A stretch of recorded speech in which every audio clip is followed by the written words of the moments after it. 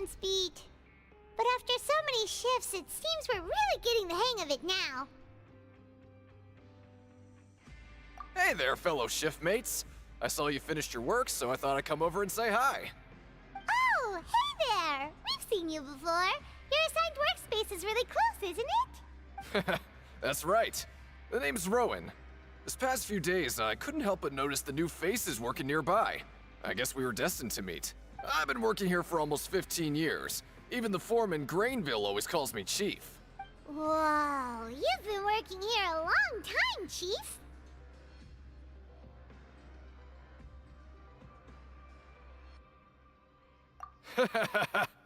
If there's anything you'd like to know, just ask me. I know the work here in the production zone better than the back of my hand. All right, Chief. We'll be sure to come to you first.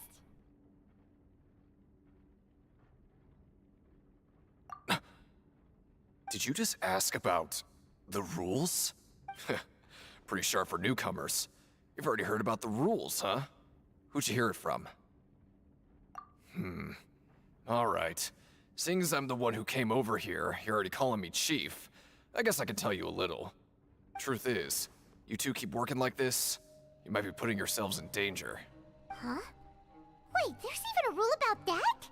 What would have happened if you never told us about this? Well, it's usually not that easy to break one on accident. The conditions of the hidden rules are usually pretty specific. But once you do break one, bad things happen. If you work continuously in the production zone for 3 days, and if all you do besides eating and sleeping is just work, then something bad will happen during lunch on the 3rd day. Huh? Like what? Oh, don't scare Paimon! If I knew that, then I wouldn't be standing here talking to you, now would I? You mean, even you have never tried working 3 days like that before? There's actually a legend about this rule. They say that there was a worker who worked way harder than me. He was both efficient and eager on the job, and most other workers couldn't hold a candle to him. One time, he tried to test his limits and worked as long as he could. Then during lunch on the 3rd day, he disappeared into thin air, as if he'd evaporated. Later, some people went and asked some of his past friends about him, but they said, never heard of the guy. What the? How could that happen? Unfortunately, we were assigned different production zones. I never saw for myself what he looked like. Wait, are you thinking that it was... Huh? Oh? You... Listen, kid. This ain't the kind of thing you should be curious about. Let me tell you, you're better off forgetting about it and looking after yourself. Now I kind of regret ever telling you. Yeah, I agree with Chief here. Do you really want to try? All right, if you insist.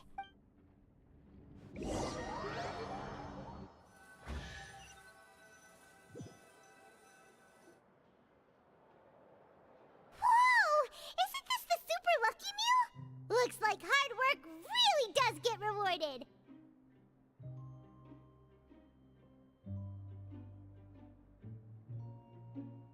Paimon's gonna take her time and savor every bite. What would you like to do this afternoon? Yeah, Paimon felt like some of the people here were a little strange the moment she saw them.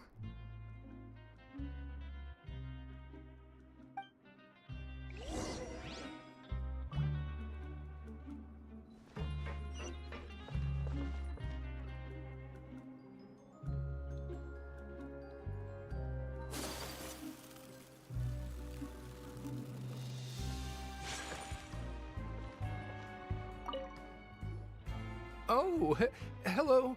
You two are the ones who were with His Grace. No need to be so nervous. Sorry, I couldn't help but think of His Grace once I saw you, and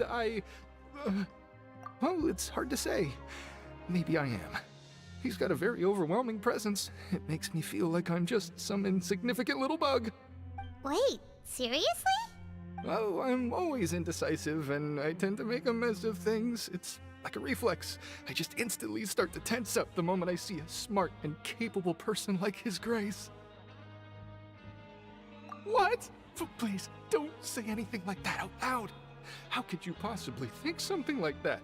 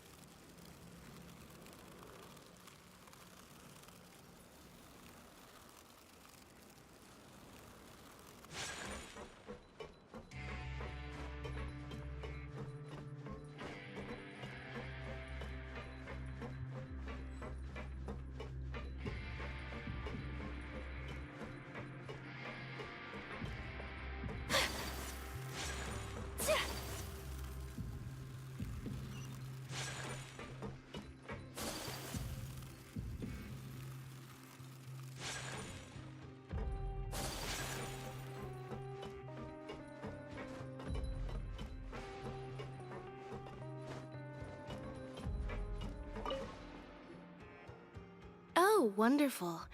I was worried that you'd be busy trying to earn credit coupons all the time, but it seems like you haven't neglected your investigation work after all. Paimon likes having more coupons, but no one wants to work all the time. Have you also been investigating the area, Lynette? No, I was just slacking off, and you happened to catch me. My brother is still obsessed with anything remotely related to the Forbidden Zone. But knowing him, it won't be long before we get more leads. Oh, before I forget, this is for you. Huh? Credit coupons? Why are you giving us these? I've been here longer than you, so credit coupons aren't a resource in particularly short supply. What is in short supply are interesting people to talk with. Aw, that's so nice of you, Lynette. We'll be sure to make good use of these coupons then. Thanks a bunch! Help each other get through it together.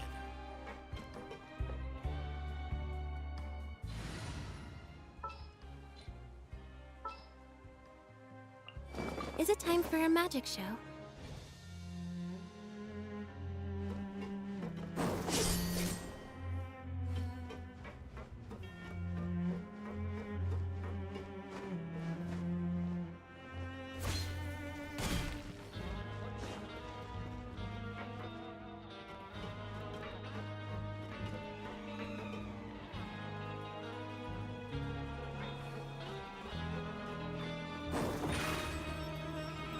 Surprise!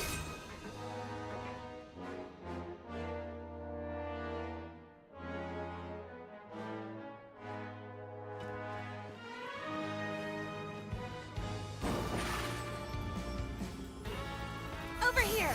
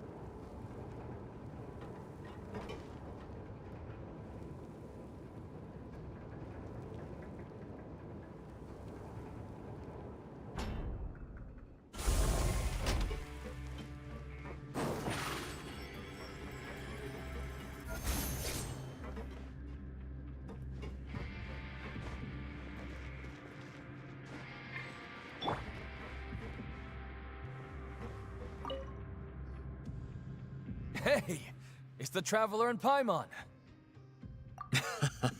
No need to tease me, okay? I won't trip on the same step twice. Listen, I feel ashamed about last time. Thank you for praising me in front of His Grace. Here are the extra credit coupons he gave me. I'd like you to have them. Huh? No, we couldn't take them. They're your reward after all. But when I was welcoming you, I didn't do anything but give you the stink eye. Come on, I insist. These coupons are nothing compared to getting the attention of His Grace. I won't take no for an answer.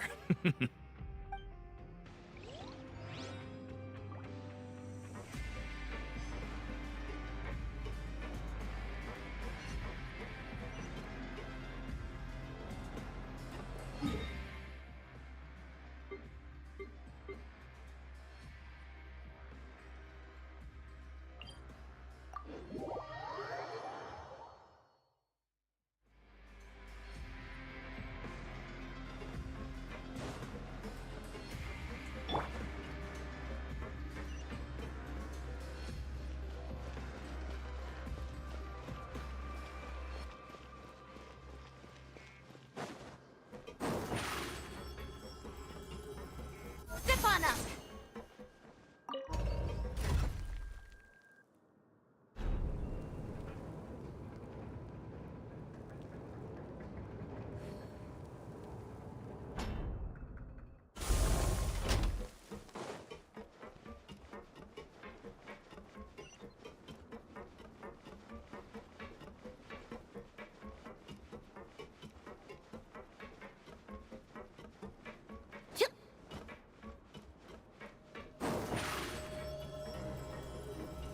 Surprise!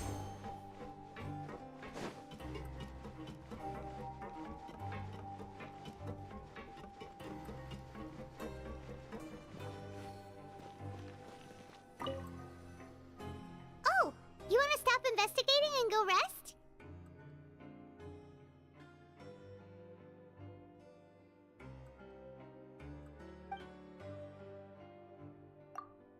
Okay, you should rest up. We'll be back at it tomorrow. Oh, looks like we won't get a chance to sleep in as long as we're here. Let's get to bed early.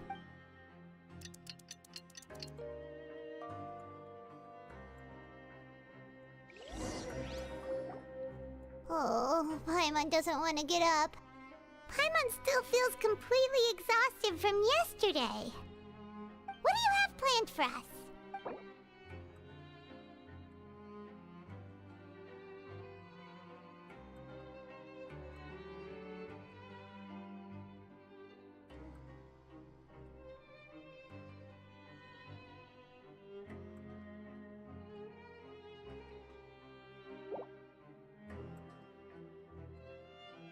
But Paimon really hopes the foreman will be in a better mood today.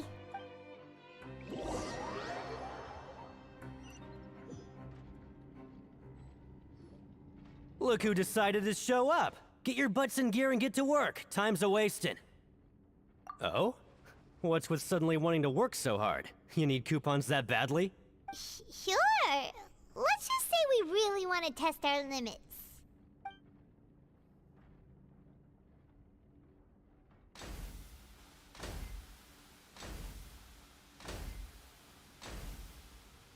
Nice! We did well today. Let's keep it up!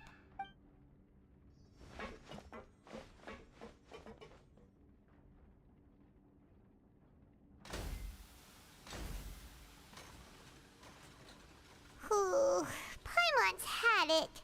Who knew that processing these widgets would be so tiring?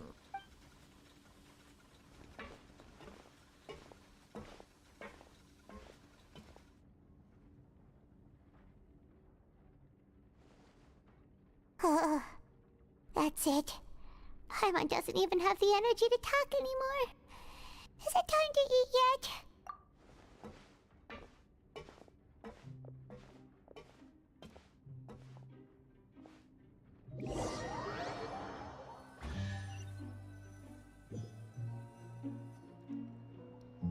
Oh, Paimon's exhausted. It's just work, work, and more work. Paimon's little body can't handle this much longer. Wait a sec. Now that Paimon thinks about it, haven't we been working non-stop for 3 days now? And now it's lunchtime! Oh, Paimon feels a shiver going down her spine. What's going to happen?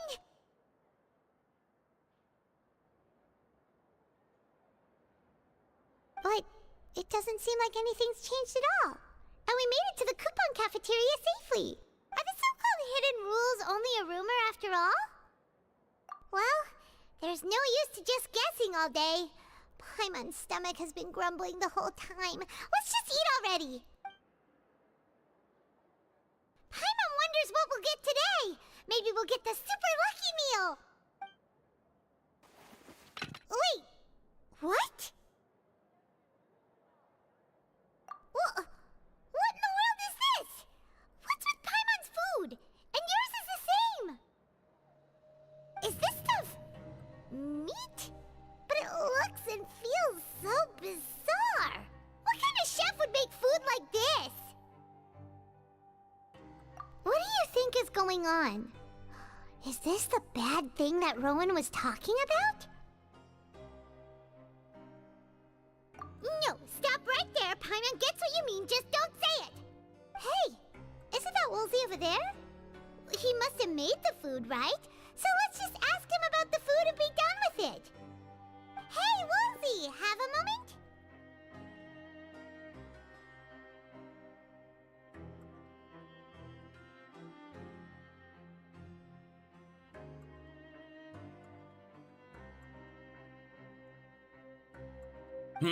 What is it? I'm about to go report the numbers for today's free meal, so you'd better make it quick. It's about the meat in our meals. Look, does it seem normal to you? The meat? Oh, that. Looks perfectly fine to me. Totally normal. You better hurry up and chow down. How could this be fun? Hey, don't leave!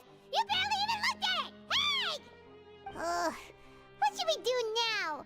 Woolsey wouldn't even give us the time of day. Is he trying to hide something? Yeah, looks like we have no other choice. Paimon was positively famished a minute ago, but now she's lost her appetite.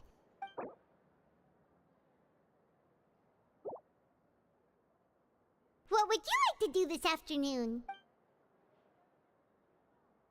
Yeah, Paimon felt like some of the people here were a little strange the moment she saw them.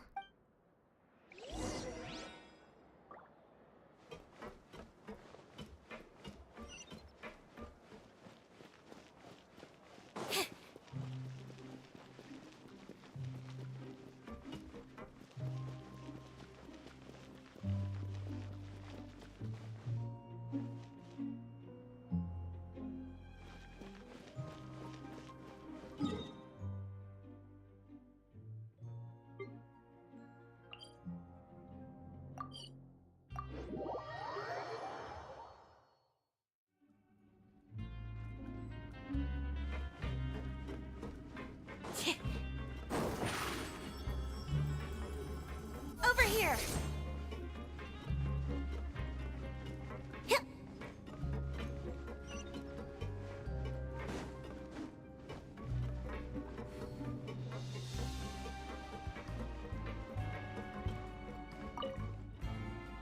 Siegewing? Aren't you supposed to be in the infirmary? What are you doing in the production zone? Hello, Traveler. Paimon? Everyone's usually busy around now, and we don't have any patients to look after in the infirmary. I thought I'd come here and enjoy the sight of everyone hard at work. Enjoy? What's there to enjoy here? It's really worth watching. I often stand here and observe everyone. Humans are just so interesting and adorable. I like to watch your expressions while you work.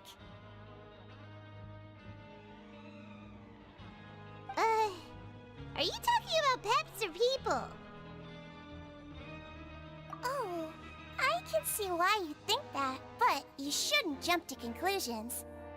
See, we Melazines are a different species, and we see the world very differently from humans. It's very easy for me to observe everyone's condition. All it takes is one look, and I can tell which workers are exhausted. Wait, Melazines can see that? Huh. That does sound useful for being a nurse. Yes, Running around tending to everyone's health is very fulfilling, but I'd much prefer it if you're all happy and free from exhaustion and pain in the first place. Take care of your body and make sure you eat well. Always rest when you're tired from work and don't push yourself too hard. We'll definitely take care of ourselves. Thanks for the reminder.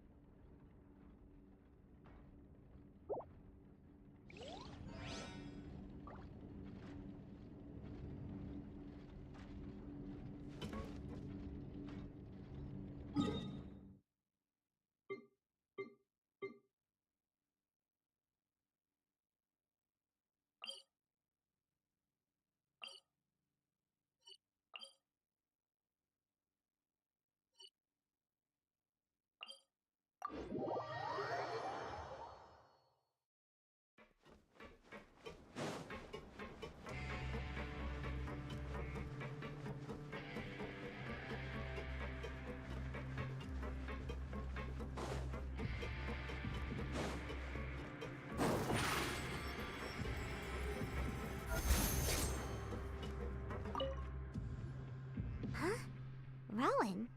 What are you doing here, Chief? I was injured a bit just now. Nothing major, I think I just pulled something.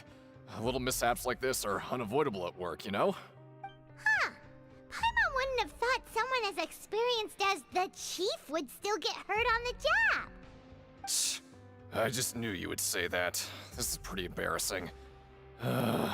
Where's Siegeween when you need her anyway? The one time I need to make a quick trip to the infirmary. Oh, you mean she wasn't in the infirmary? Yeah. The rumors say that there's never anybody in the infirmary in the half hour before lunch, and nobody knows where Siegeween gets off to.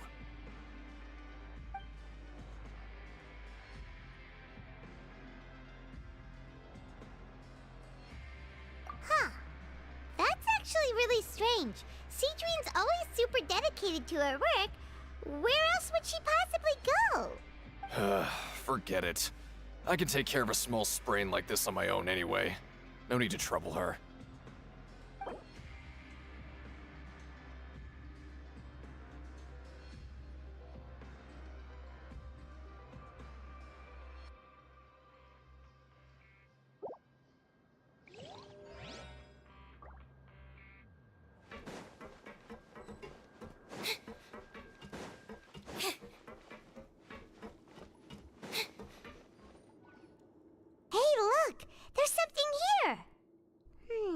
Looks like a research notebook. That suspicious guy peeking into the infirmary just now. Is he a fan of Siegeween? He must have dropped this. Let Paimon read it real quick.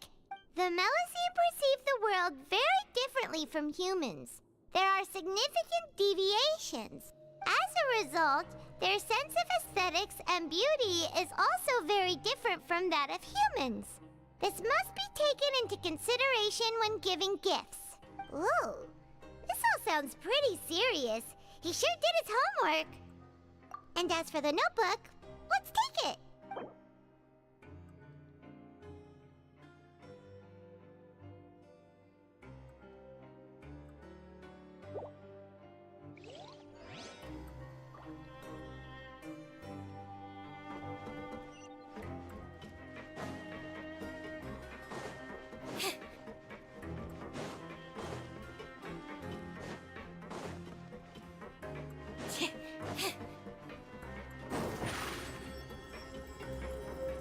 Surprise!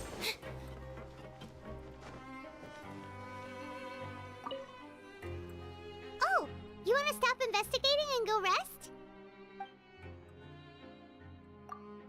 Okay, you should rest up. We'll be back at it tomorrow. So after working a few days straight, we got some strange meat in our lunch. What was that all about?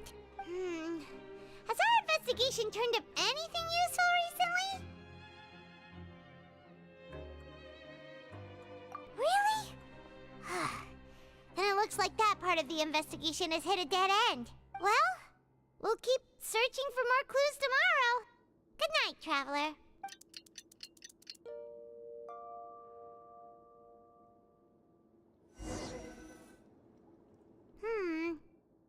we can make some progress in our investigation today. What do you have planned for us?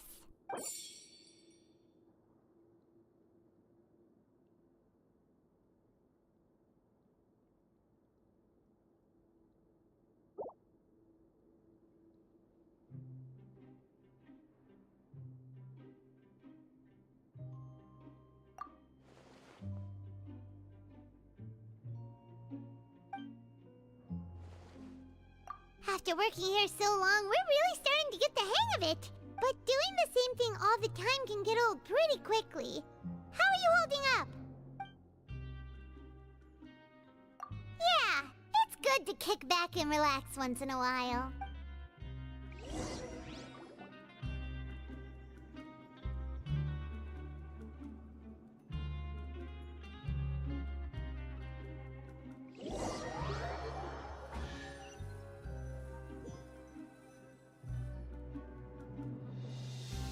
Oh, just a regular meal set.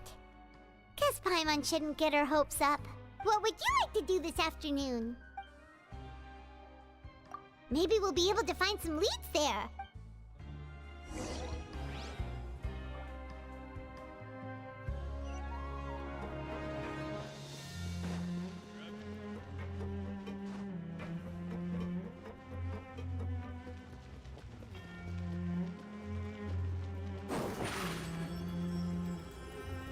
Over here!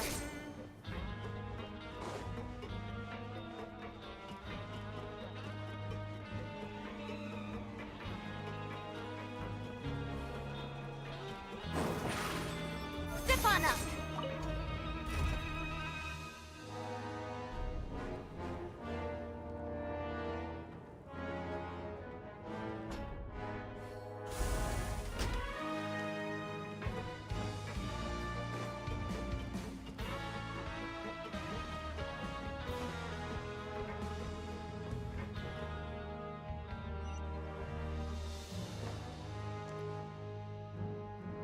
Oh, you must be the Traveler, huh? Sorry, mate, but competitors as strong as you are prohibited from participating. I don't make the rules, mind you, but I was given very specific instructions. Even convicts value their lives, don't they? I hope you can understand. But we have a game here that'll let you show off your strength, and you'll even earn some credit coupons in the process. What do you think? And if we lose the game, will it cost us credit coupons? Of course. That's the cruel reality facing every competitor in a place like the Pancration Ring. Okay, great. Let me walk you through the rules. The targets in front of you will pop up one after another. You'll need to hit the targets in the same order that they popped up. If you can complete a few rounds in a row with no mistakes, then you'll win credit coupon. But the second you mess up the order, you'll lose. Game over. The game costs 300 credit coupons to have it go. So, you up for it? Thanks for your patronage, mate. Now, let the game begin.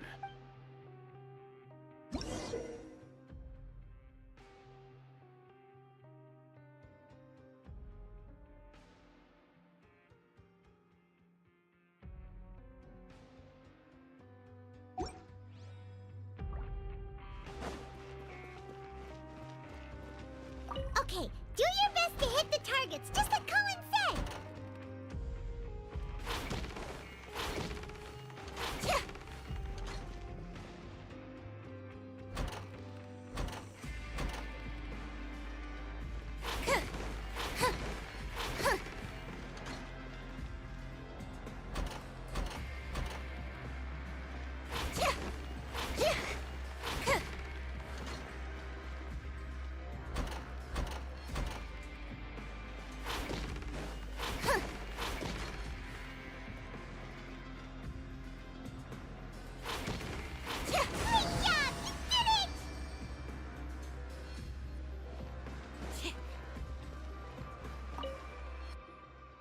Your strength really shouldn't be underestimated.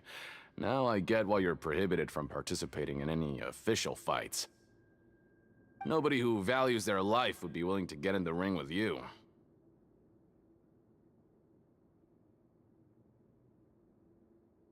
However, you two haven't tried betting on the outcome of a Pancration match yet, have you? Just go talk to Rusimov. Buy a ticket for whichever fighter you think will win. There's a big payout if the fighter you support comes out on top. But we don't know anything about the fighters. How can we possibly know who to support? That's normal. Just watch a few matches and get a feel for the fighters. It won't be long before you can pick winners in your sleep. He's got a point. Why don't we give it a try? If we have enough coupons, we could probably bet at random until we figure everything out. Bet at random, huh? Well, how should I put it? It's not like you can't do that, but I'd advise you to give it some more thought first. Huh? We shouldn't get too carried away. What's the problem? What? I never even picked a boxer before, and you already know about the rules? You're not just strong fighters. Seems you're pretty perceptive, too. Might as well tell you about it, since you already know that much. Plus, I think you've got the potential to be one of my greatest customers. I think I can let you in a bit. Besides, I don't want to risk ever losing a customer like you. Is it that serious? Okay. The hidden rule here is, if you buy both boxers' tickets and support them both, something bad will happen the next morning. So the rule is that we shouldn't pick both boxers in the same fight. But if anyone actually did that, wouldn't they be guaranteed to lose coupons? Who would do that anyway? And what do you mean by something bad will happen?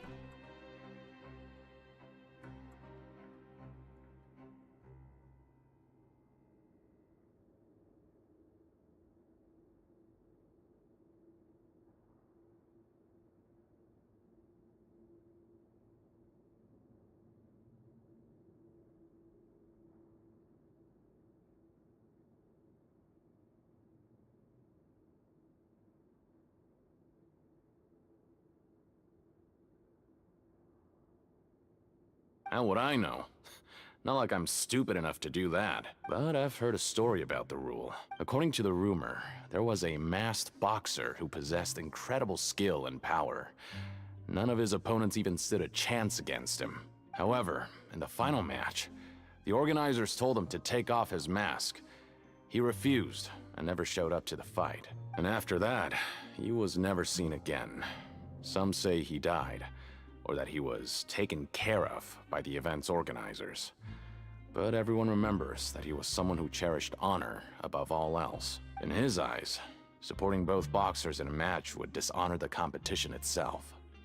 So you mean it's like a curse? He'll take vengeance on anyone who does that? No, he was always wearing a mask, like he was intentionally trying to hide his identity. I don't even know anything about his past. Traveler, do you think that boxer was... Huh? We will?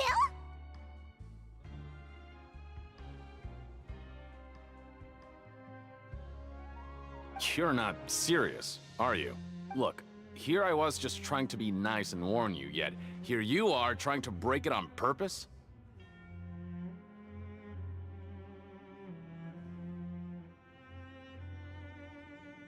Yeah, it sounds pretty scary to Paimon.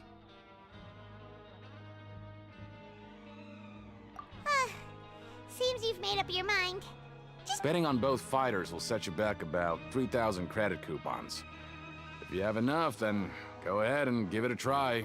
Just don't come running back to me if something happens.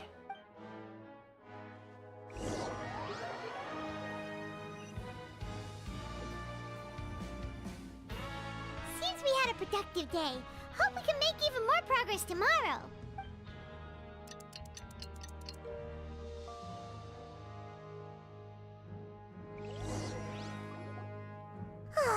The dawn of a new day. Paimon feels like we're getting used to life as convicts. Is that a good thing or a bad thing? What do you have planned for us?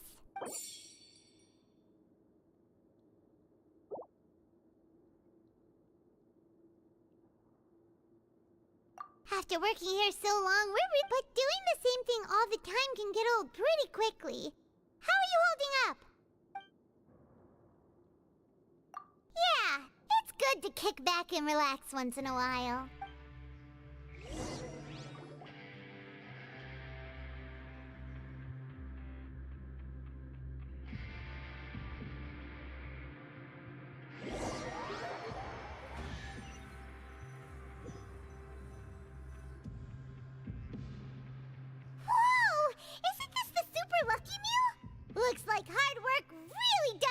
rewarded. Paimon's gonna take her time and savor every bite.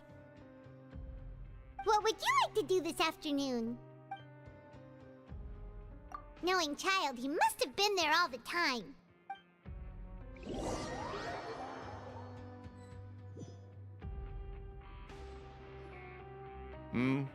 Are you two here to buy tickets? Better be quick about it. Another match is about to start. Who are the boxers in the next round? We have the reigning champ, Le Grappler, versus a contender from the Eastern Prison Block, Demon Horde. Are those their nicknames, or did they choose those names themselves? Either way, super weird. Since you're new around here, I'll help you out and give you a little suggestion. Even though Le Grappler is the crowd favorite, Demon Horde is a first-class dark horse with incredible potential. Anyway, for this match, I recommend that you pick... Huh? For both fighters? I could tell you're new to this, but I didn't think you were completely clueless. Maybe you don't quite understand the rules, no? Let me try to explain again for you more clearly. You see... Oh, no need. We're aware that we're going to lose coupons. All right then, if you're absolutely sure. Remember, no refunds once you buy the tickets. Yeah, we got it. Just shut up and take our coupons.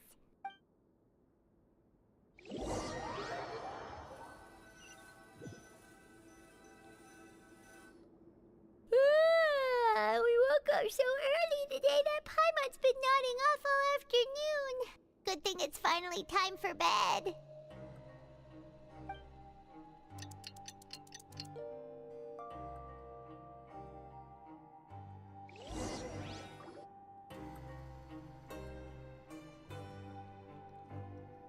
Hey, Traveler. Paimon. Package here for you. The next time you buy something, go pick it up yourself. I'm not a delivery man, you know. Huh? A package? For us? Did you buy something, Traveler? Paimon's not quite awake yet, so why don't you go take a look? All right! Yesterday we broke the hidden rule and bought tickets for both boxers. Oh, maybe this package is the bad thing that Colin said would happen. Paimon suddenly feels wide awake. Wait, maybe let Paimon go hide somewhere first. Just call Paimon after you opened it.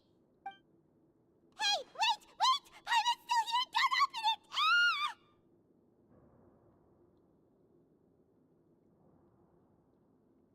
Huh?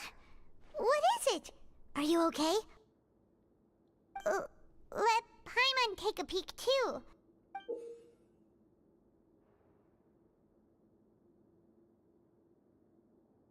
Oh, it's just a small bottle.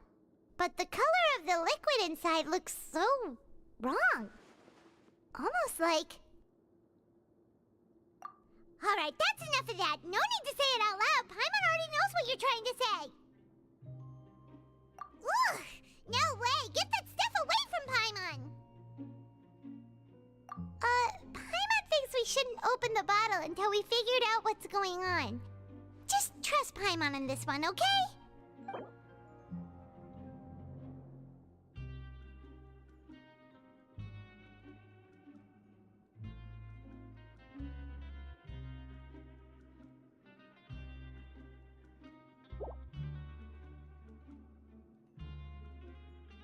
What do you have planned for us? Though it feels nice to slack off a little, less work means less coupons.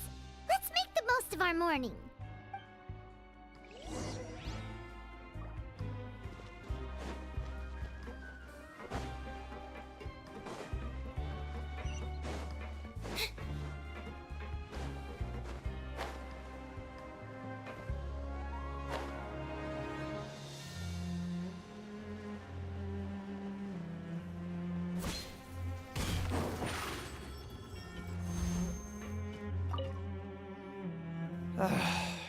If there's no way to send it all out, maybe I'll never get a chance to leave. Who are you? We've never seen you before, and you don't look like a fellow convict. I'm not! Of course I'm not. Please, don't mistake me for a criminal. I'm a good, law-abiding citizen. Then what are you doing here? You sure seem anxious about something.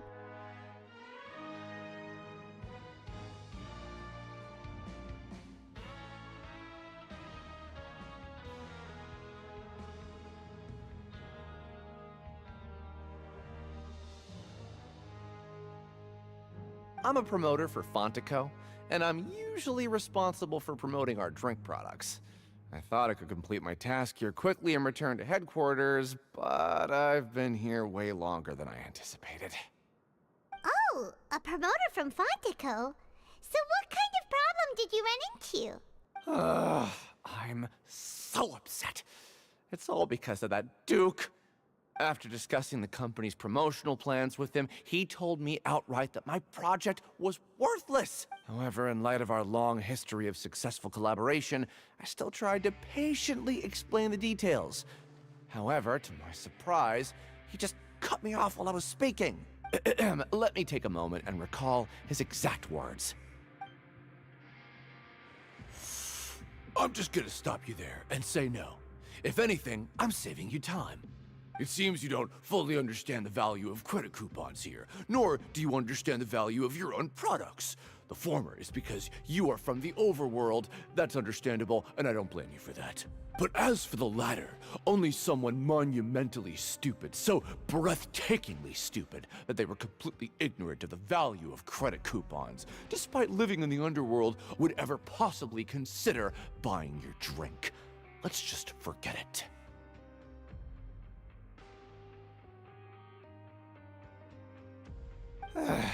Anyway, that's how he rejected my proposal and asked me to come up with another solution with the condition that it doesn't cause any trouble for him. Can you believe that guy? Well, he is the head honcho here.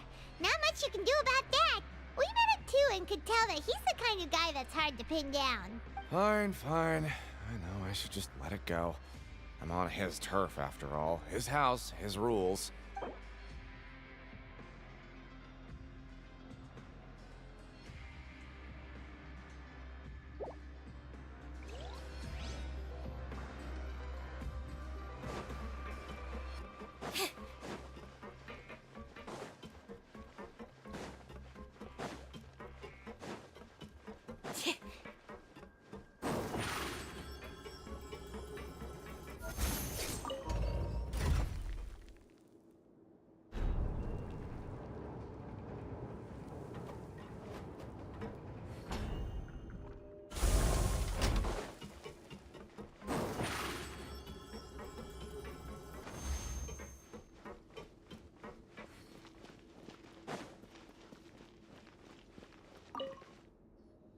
Hey, I heard you crazy fools really did it. You bought tickets to support both fighters, didn't ya? Well, did anything happen? Well, the next day we received a mysterious package, but we still haven't made any sense of the contents. So it is real. You didn't become cursed or anything like that, did ya? Are you both still okay? Wait, are you sure that it's still you controlling your bodies right now? Paimon's not sure. What do you think, Traveler? Is Paimon still Paimon? Oh, okay. Well, that's good. Yeah, you two don't seem to have changed at all. But I wouldn't let your guard down just yet. Still, I didn't expect you would actually do it. You'd actually throw away coupons like that just to satisfy your curiosity? Even if we bought tickets like everybody else, it's not like we could hope to earn any coupons. When it comes to things like this, it's always the organizer who makes the real profits. Hey, just what are you trying to imply? The Pancration Ring is an honest business, and we really don't make much from selling tickets. We make so little that even the current tournaments can only be held thanks to funding from the producer of Fanta.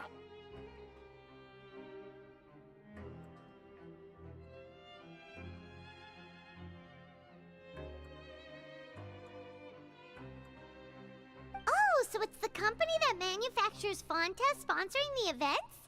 Paimon thought all of this was thanks to the Duke's support. Let's just say it's a mutually beneficial arrangement. They reached out to us first, hoping to promote Fanta products in the Fortress of Meropide.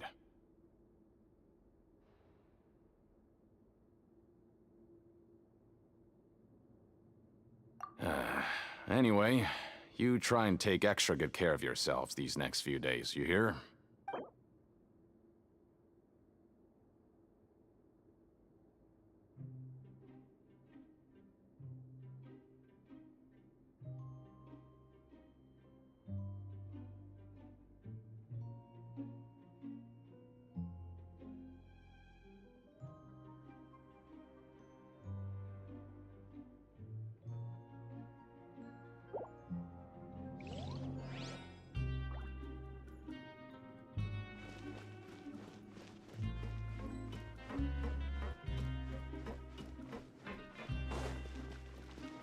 Time to show me what you got.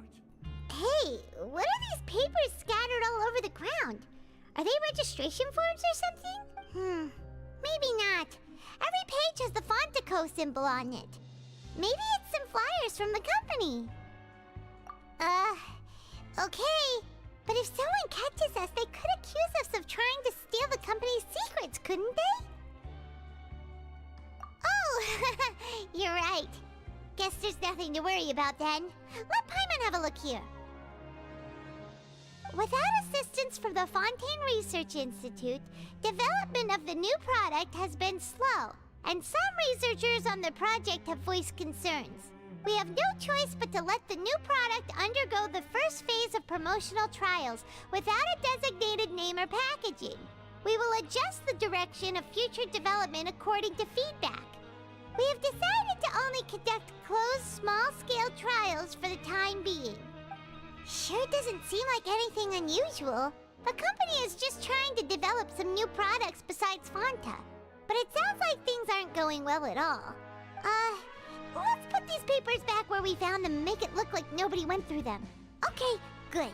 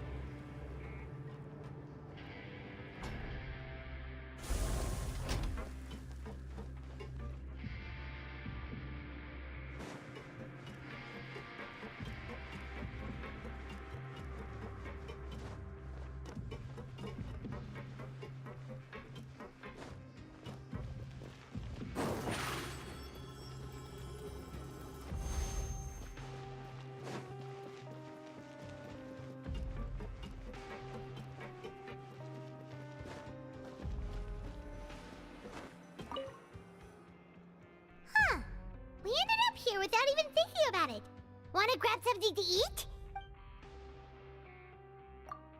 Alright, but remember that we bought this time with coupons, so let's make better use of it next time.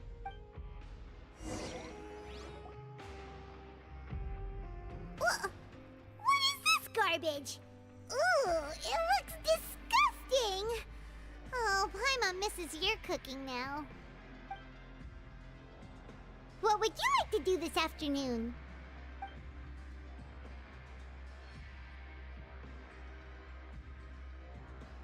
After working here so long, we're really starting to get the hang of it. But doing the same thing all the time can get old pretty quickly. Yeah, it's good to...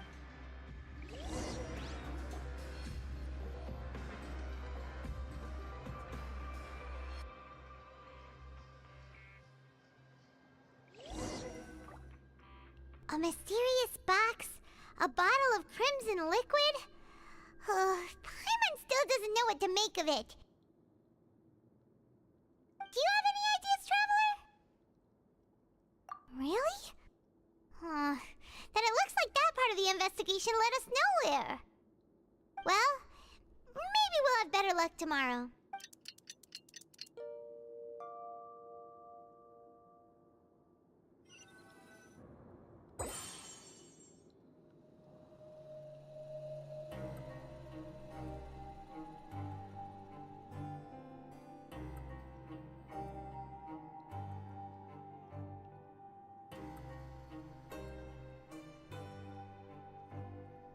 Okay, so we've investigated 2 of the hidden rules. Paimon didn't think this prison would have so many weird things going on. We'd better pick up the pace with our investigation, otherwise we'll never get anywhere. Yeah, let's skip work for now and put our time to good use.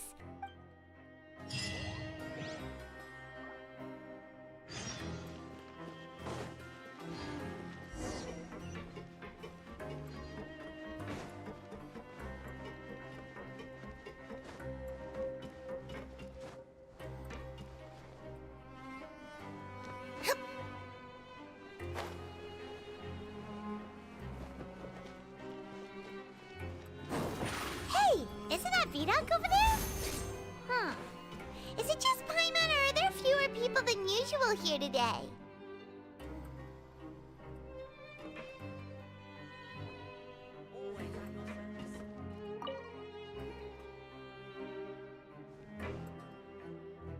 Ah. Seeing you at this time must mean you've already saved up a lot of credit coupons. Or at least enough to skip work. Seems you're getting into the swing of things around here.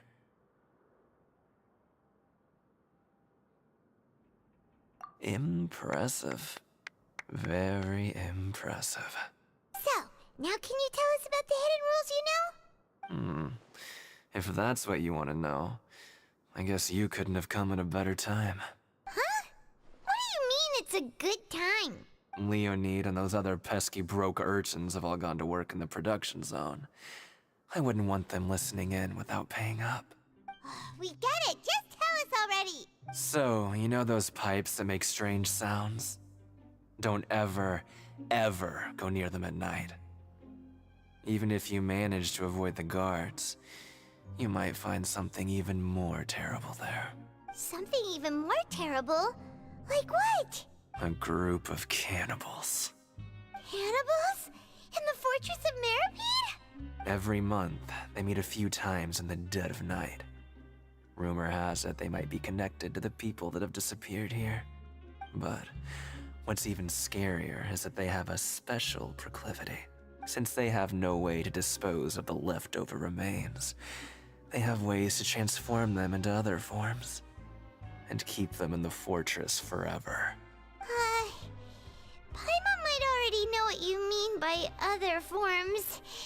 So that's what's going on here. Oh, Paimon's stomach doesn't feel so good.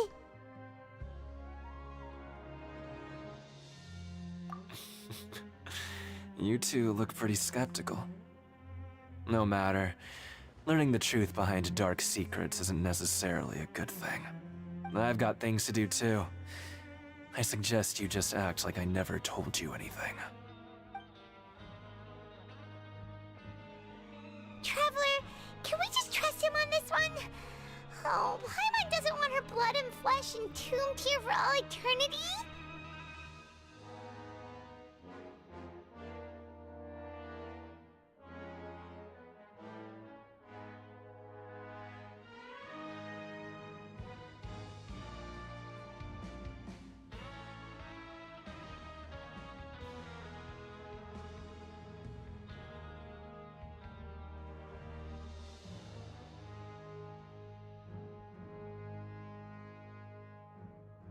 Oh, so that's how you see the situation.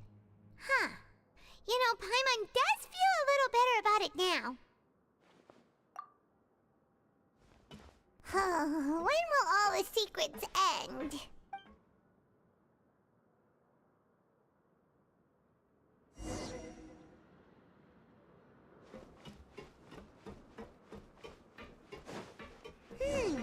Vidoc isn't here.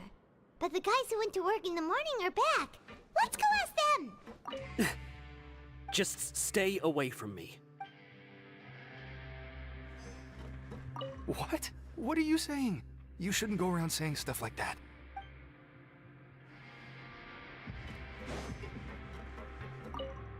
What are you talking about? Listen, you should keep your nose out of other people's business.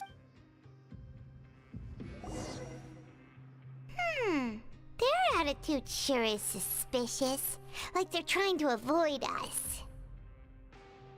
But if they're being so obvious about acting weirdly, do you think they might just be trying to lure us in? Oh, this is all getting way too creepy for Paimon. So you mean we still need to investigate some more? Okay, if you say so.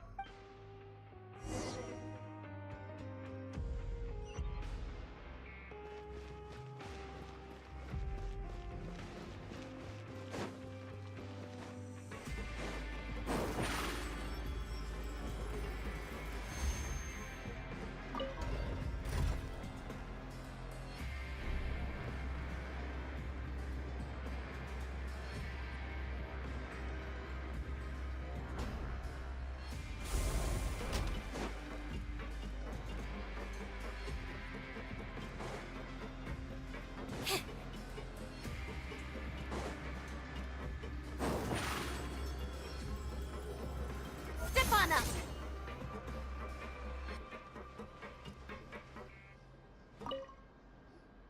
Hello, Fielding. What do you want?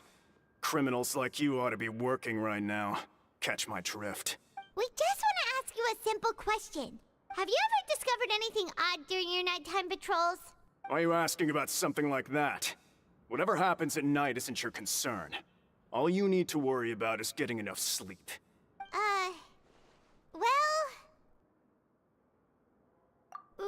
Right! We've heard it happens a few times every month. Paimon has sensitive ears, so it makes it hard to sleep. Really? I see. But it's not like I'm on duty every night. And now that you mention it, I recall my colleagues talking about something like that before.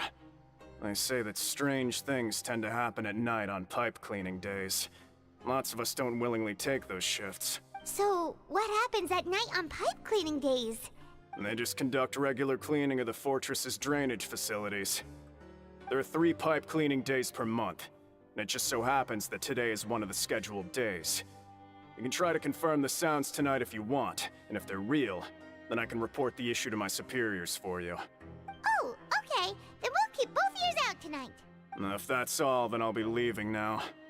I advise you not to try anything funny, though. Even if I'm not on duty tonight, someone will still be watching you. Don't worry, we don't want any time added to our sentences. Oh, he left. So what do you think about the pipe cleaning days he mentioned? Right, both are a possibility. But Fielding did say that tonight is a cleaning night. Paimon knew you would say that. Alright, sounds like we'll be up all night tonight then. Paimon just hopes the guards don't catch us.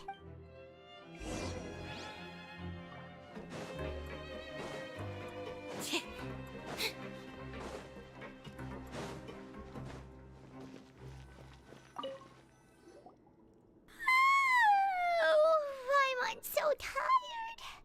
But we can't sleep yet. They'll be cleaning the pipes tonight, so it's the perfect chance for us to investigate.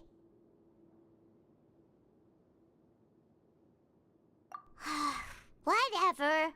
Just be sure to wake Paimon if she dozes off. Paimon's worried something might happen if you go alone. Huh? Traveler? Did you fall asleep already?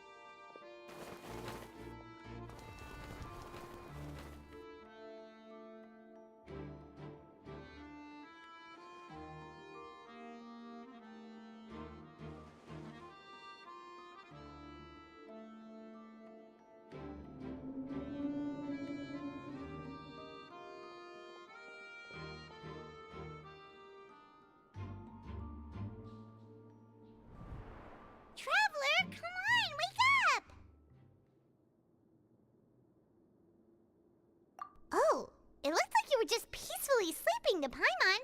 Well, what did you see this time? Really? So we're finally starting to figure out what actually happened! But what about the cannibals?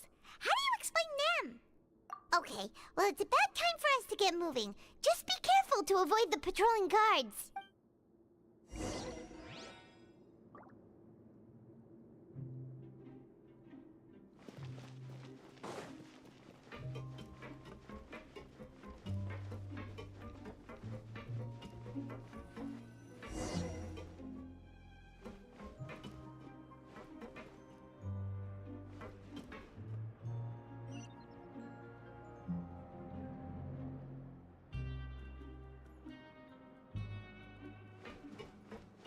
Shh! Careful! We'll get in trouble if the guards catch us.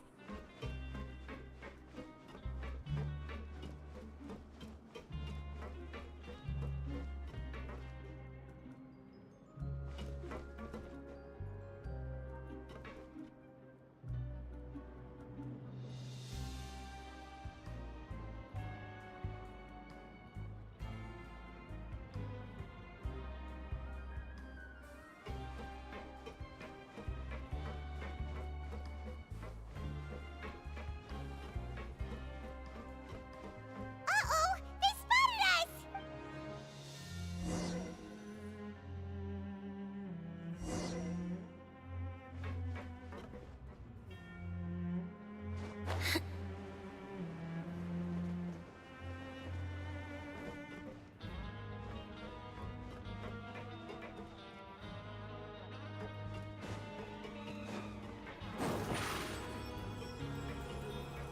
Surprise! This should be the place.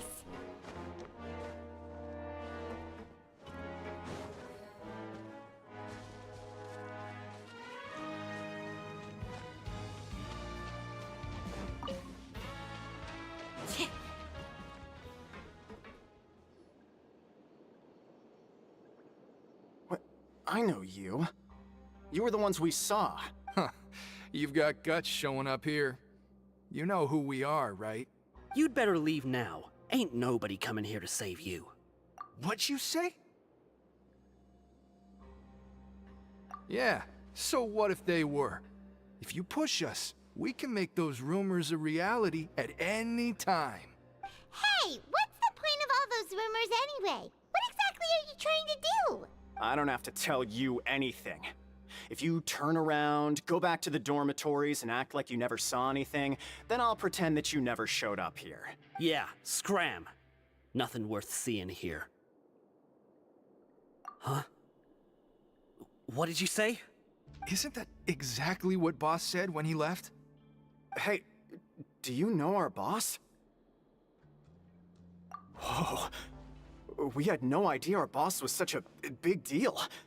He always kept his identity a secret. So, did he have you come here to find us? Oh, so you're Child's crew here? Seems like he had no problem fitting in. We're the only ones who heard him say those words when he left that night.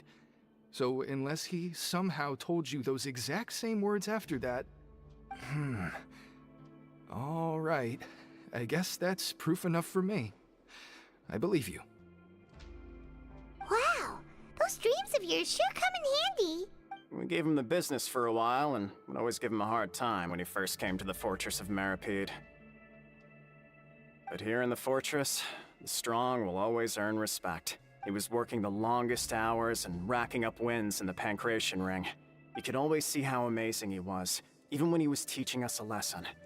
So eventually, we all decided to follow him. But one day, he suddenly told us that he had to find a way to escape this place, no matter the cost. He said it was because he heard that call again. And as his crew, if the boss wants something, then it's our job to get it done. So, we got to work, and used the hidden rules that were here to make up and spread the rumor about the cannibal rule.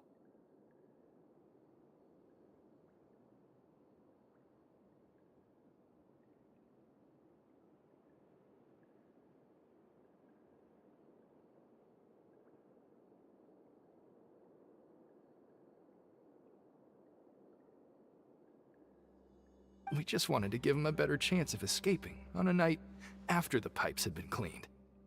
Oh, thanks to your rumor, nobody would want to come anywhere near here, prisoner or guard. Wow, it sure is easy to exploit people's fear of the unknown. But has a child already escaped? Why are you all still coming here after pipe cleaning day?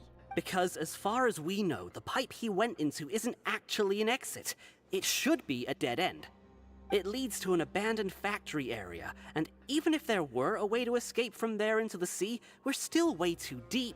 No one could ever reach the surface alive. But Boss still insisted on going in. It's like he was obsessed about it. So we told him that we'd pretend as if he never existed while he was gone, and that if he wanted to come back, he should wait for nighttime on a pipe cleaning day. That way, we could meet him here and help cover the whole thing up. So you come and wait here through the night a few times a month just because of that promise? Yeah, but it's been so long now. We already know in our hearts that he must have managed to escape somehow. Is it also possible that something unfortunate happened to him? Nothing could ever defeat Boss or slow him down. That's one thing we know for sure. Okay.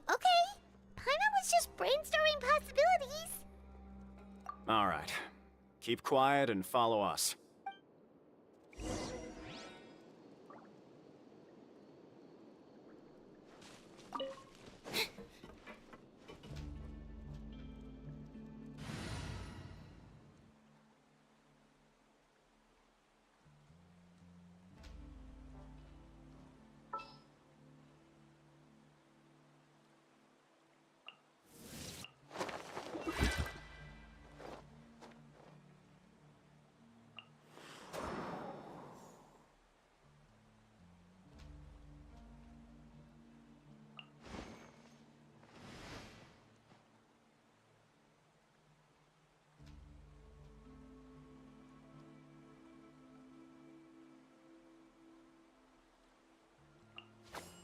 Very well. I shall put... Huh?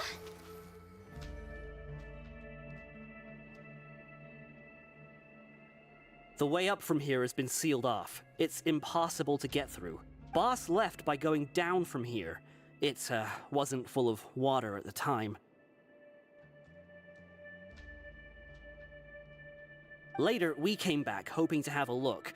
That's when we found out it had been completely flooded.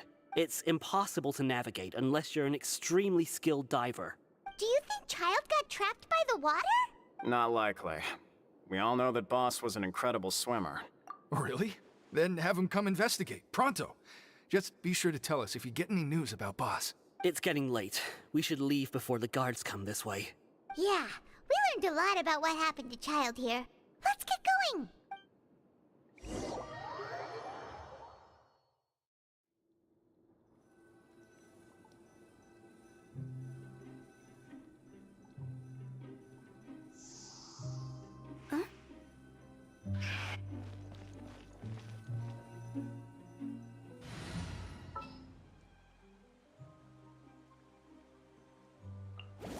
I'll bring my season. We finally learned some key information. Seems all of our investigative work has finally started to pay off. When you said you knew a diver, you were talking about Fremine, right? If we ask Linny, he'll definitely have Fremine help us. Ugh. Why is Child like this? What was he doing going into the pipes? Not making our jobs easier, that's for sure.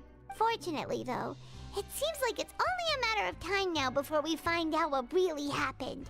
Now that we can finally relax, I'm starting to feel super sleepy. Let's try to get some rest while we still can. Nighty-night, traveler!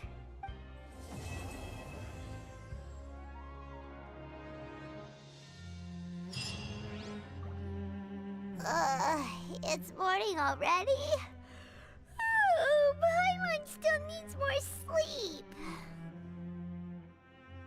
Huh? Wait, look over there! Isn't that... It's one of Linny's cards! Let Paimon see what's written on it. Maybe you haven't heard, but today is the monthly free day. Every Everyone has the day off today, which makes it the perfect time to do some investigating. It's been a while since we last talked. Have you been making any progress lately? Let's meet at our usual spot in the factory area before lunchtime. I have new information. Ooh, today's our lucky day. We have the day off. From the sound of it, Lenny's been making progress with his investigation. Wonder what he's discovered. We still have some time before we meet up. Let's talk with the people here for a bit more before we go.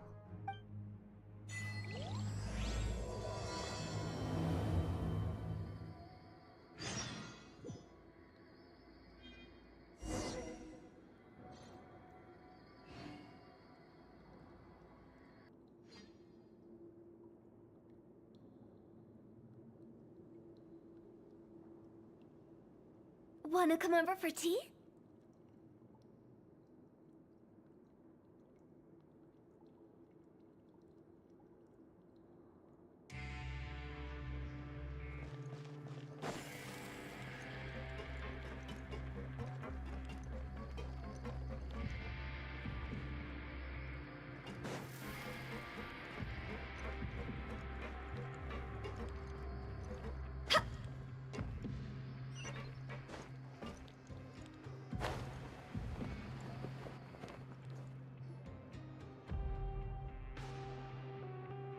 Look, there are some people talking over there. Let's listen in on the conversation.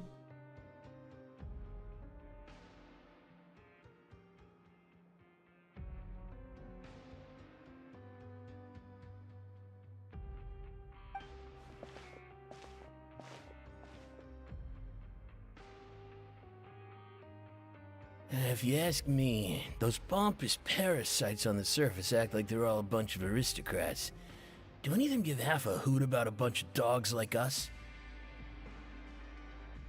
Hey, speak for yourself, mate. I'm no dog. Oh, you think you're special or something? If you're here, then you're just a convict like the rest of us. I've heard that even if you're released after serving your sentence, going back to life on the surface ain't any better. Once a criminal, always a criminal. We're marked for life. I don't buy that. Hey, how cool would it be if the whole world was destroyed by a giant flood and everyone had to start over from nothing? What kind of filthy bilgewater are you spewing? I have family up there. You best shut your sewer hole with talk like that. Listen, things ain't so great on the surface, but who says that you have to leave? I've heard that you can still stay here and work even after you've served your sentence. Not bad if you ask me. Who wants to live in the ruddy overworld anyway? And what makes you think they want to hire someone like you? It's one of the great mysteries of the universe, how someone as useless as you is so confident.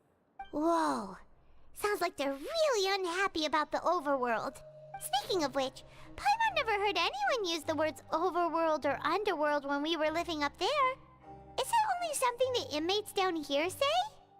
That's true. Grab yourself a welfare meal.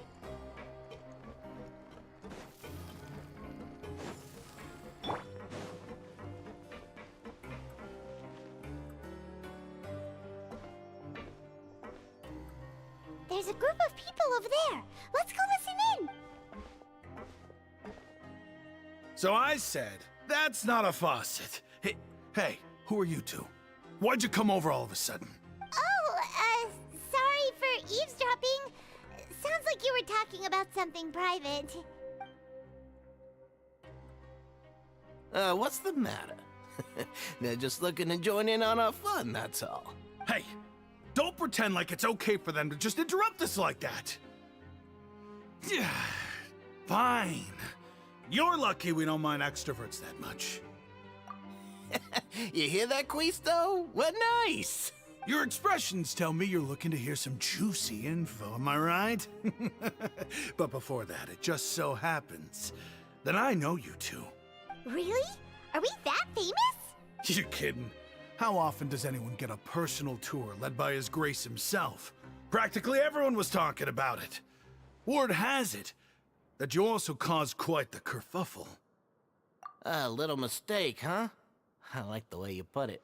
You see, people with a good attitude can join our group anytime, unlike some of the others here. Your group? I'm Quisto, and this is Lavaroon. People usually call us the Bombshell Bros, but don't worry. We're not playing with bombs or anything. It's just that our information is always so explosive, and we blow minds on the regular. So, you two really like to gossip? Whew, you sure know how to embellish. No. You don't get it. Knowing intelligence will make things better for you here. For example, knowing who's working with whom, who has the latest rumors, who's not getting along. Wouldn't you like to know all that? Whoa, all this info's worth something, you know? You should prove you're worthy of it. I don't mind him. Quisto's always this way. Just play nice and say something to massage his ego. The welfare meals. Talk about the welfare meals. Right. That meal we had yesterday was super delicious. Paimon can still taste it whenever she closes her eyes. Is that so? To tell you the truth, I've been helping out with making those welfare meals. I've been working as a kitchen assistant for about a month and a half now. Oh, so you're the one who made those delicious steaks. Amazing. You could be a professional chef. You are correct. I am a true professional. In fact, I even went to culinary school. Since you like my cooking, I guess that means we share similar tastes. Listen carefully. This little bombshell will help you learn what's really going on here in the fortress. Listen, kids. The power structure within the fortress is quite complicated. The Overworlders couldn't care less about us down here. We're basically dogs to them. You've already met the one person here you should never cross, the Duke, Wriothesley. He knows more than you think. And if he doesn't care about something, then he often doesn't bother dealing with it. Those who have the Duke's attention get all kinds of special perks, even better treatment in the infirmary. I know who you mean. It's that Jurier character, right? I don't think there's anything useful about him at all. Why does he visit the infirmary practically every day? Is it normal for anyone to be going in and out of there so often? If you ask me, he's just faking it to get out of work.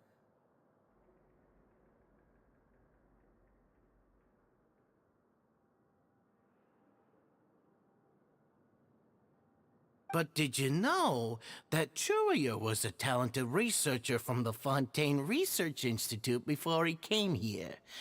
There's no denying that. I don't care if he was a researcher that could turn dirt into Mora. Once you're in the fortress of Meripede, you're just another inmate like everybody else.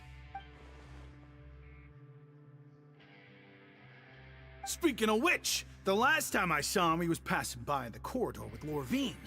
I also heard they started arguing in the library and got into a fight, right? Guess that's just how terrible of a guy he is. You mean he hit a woman? Wow, I never imagined he was that bad. But that Lorvine's also quite the odd one, you know? She's always gabbing away, got into a fight with a man, and she also got sent to the infirmary.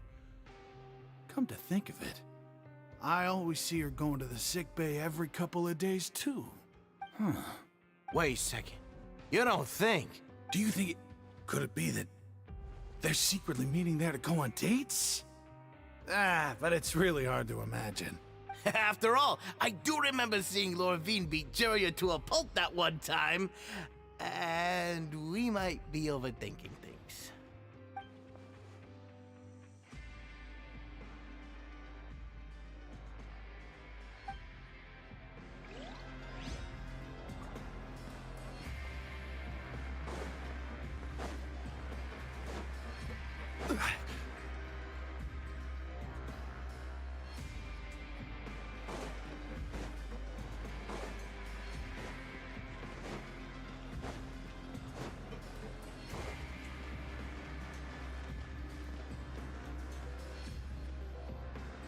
Hey, you over there? Yeah, you. Say, do you like playing card games? You know, like Genius Invocation TCG? You TCG players are like mint in the wild, literally sprouting up everywhere. Hey, come on now. What's wrong with finding fellow Invocation aficionados? Anyway, care to join me for a game? All right. No pressure. But why would you be looking for people to play Genius Invocation in a place like this? Don't people usually come here to fight?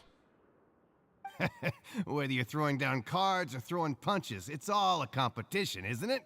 It's all the same in my eyes. There are lots of card players here in the fortress. When I saw you, I immediately thought, hey, even outsiders from other nations play cards. So I came over to say hi. Sure. Great! Since you've been here longer than us, you need to flex your seniority a little bit, right? Maybe you could start by telling us newcomers some stories about this place. I thought you would have already heard everything by now. All right, then. Did you have anything specific in mind? Or do you want me to just pick a topic? Why don't you pick? We'll let you know if we've heard it already. All right. Have you heard any strange rumors since you've arrived? Then, did you know that there are some people who are always gossiping over in the corner? Yeah, so you've already met those two. They're quite a pair. They always keep an eye out for the latest happenings and gossip about everything. I've never seen anyone with more time on their hands. I heard that they used to be a chef and a bartender before they were set down here. You know how bartenders are, always chatting with customers. And chefs love to pass the time just hanging out when they're not cooking. Good to know. Do you have anything else to tell us? Let me think. Sounds like you want to hear something a little more tantalizing. Oh, did you know that the Duke was also a convict in the fortress of Meripede before?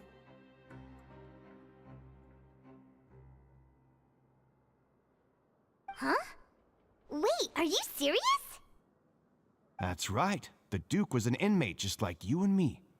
Seems he was exiled here for committing some crime.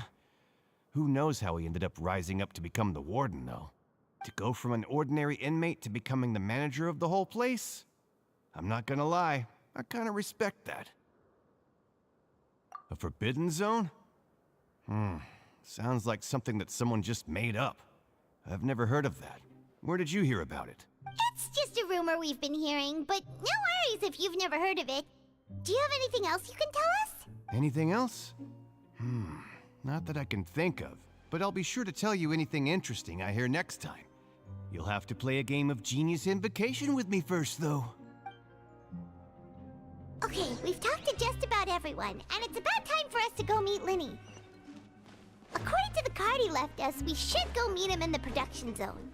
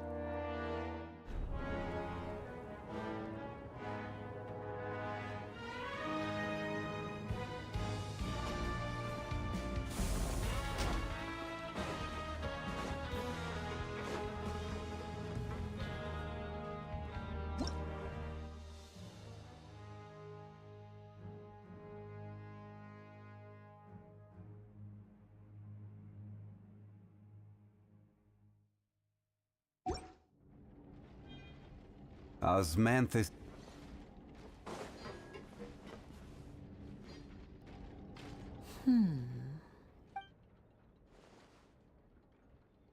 Huh?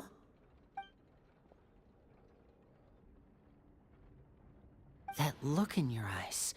You found something? Hey, this is no time to be modest. Just tell him we found a boatload of information. Oh, as expected of the legendary duo, you have my full and undivided attention. Huh. I'd have never guessed that myself. The rumors swirling about this place are unreliable after all, and Master Child probably went missing because he found a way out. He is a harbinger after all. I suppose he's much more resourceful than I initially gave him credit for. Unfortunately, this isn't enough for our final report to Father. We need to find out Master Child's exact whereabouts. Father told me that even though Master Child said he was just coming to Fontaine for a vacation, he actually had some personal reasons. His agenda might be linked to his disappearance. His escape route is already flooded, so we'll have to task someone with professional diving skills to chase after him. Well, when you put it that way, it's obvious that only Fremine would be up to the task. Bingo! Is he around? He's working today. Coming here as a group would have attracted too much attention. I'll talk to him about it later. It's the least I can do. We're all in this together, so it's only fair for us to fulfill our end of the bargain. Honestly, I'm far more impressed by you guys managing to collect all this information right under Wriothesley's watchful eyes. Collecting information has always been our strong point. Now, let me think. To find out more information, Fremine will have to retrace Master Child's original route. And if he's to do that, he'll have to set out on the next pipe cleaning day at the earliest. That's 6 days from now. And after that, he'll probably take another 2 or 3 days to return. You can even estimate how long it'll take for him to get back? We've been working together for a long time. We know each other's capabilities like the backs of our hands. Traveler, what say you to meeting here 9 days from now?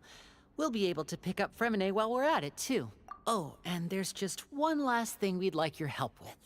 Though we can just sit back and wait for Fremine's report on Master Child's whereabouts, we still need to make more progress on the investigation of the Forbidden Zone. Fremine's no master of disguise. Lynette's still working on getting intel from the other areas, and I'll need to spend some time helping Fremine prepare for his diving mission. So, you are the only ones we can count on. What do you want us to do? Will it be hard? Well, I won't call it easy per se, but I think you'll be able to pull it off. Listen carefully. You'll need to find an excuse to get into the infirmary and investigate the room and environs. You've mentioned several sketchy-looking people always meeting at the infirmary earlier, so it probably has something to do with the secret we're hoping to uncover. You've already met the head nurse, so she'll be less suspicious of you. Investigate the internal structure of the infirmary and any active dealings within, and pass those on to me alongside anything else you're able to discover. But also, there's no need to take risks. Don't forget, safety always comes first. No, when it comes to intelligence gathering, I'd never consider you to be an amateur. Didn't you say it yourself? It's always been your strong suit. I'll believe anything as long as it comes from you. So, please prove your prowess to me once again. All right, then we'll head out as soon as we finish our prep. Let's go our separate ways for now then. Don't forget, we meet here again in 9 days. Stay safe.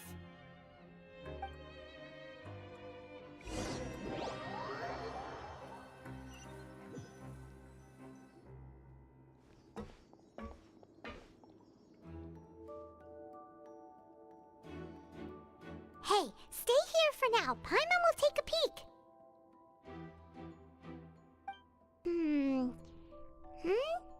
There seem to be several people inside.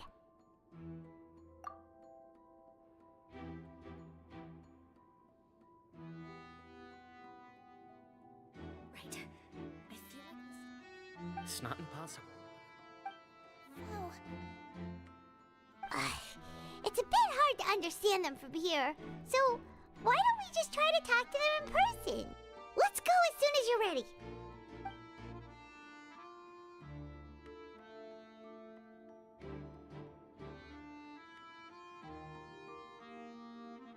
Oh.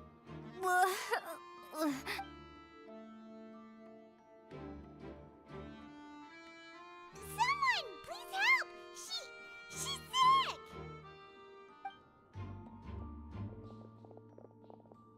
Whoa, are you okay? Oh my! What's wrong, little one? There's no need to panic. Take a deep breath before you begin. The traveler started complaining of a stomachache, and then nausea, and then collapsed onto the ground. Paimon doesn't know what to do. Freezing limbs, twitching fingers, and pale complexion. Could it be poison? Let me take a look.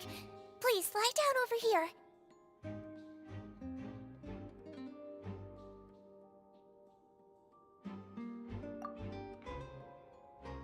Don't worry, I'll get you to the bed safely. Here, hold on to my shoulder and walk slowly.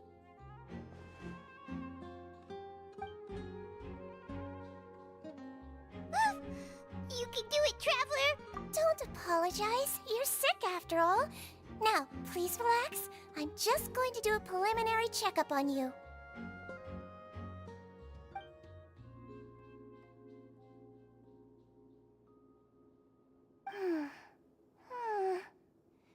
I see now. My checkup has confirmed that she's not in any mortal danger. That's our worst fear out of the way. Eh? Oh, that's good. But I'll continue my diagnosis of the patient now. Please, relax and take a deep breath.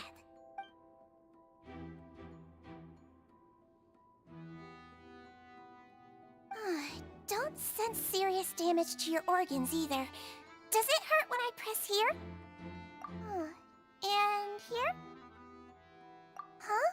But based on my initial checkup, there shouldn't be a problem here. How strange.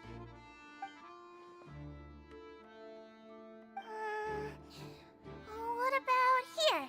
Does this hurt? Oh, I understand. So that's what it is. I think you just ate something that disagreed with you. That's all. Nothing too serious. Outside of a pretty bad stomachache when it decides to act up. So that's what it is. Thank goodness it's not anything more serious. And there have been other inmates complaining about the food recently. I'll inform our head chef, Mr. Wolsey, of this problem as soon as possible. Congratulations! The health risk is incredibly low, so you should recover within a couple days. Why don't you take a rest here while I go get some medicine for you? Miss Lorvine, I'll have to trouble you to help me look after this new patient while I'm gone. Very well. And she hopped away just like that.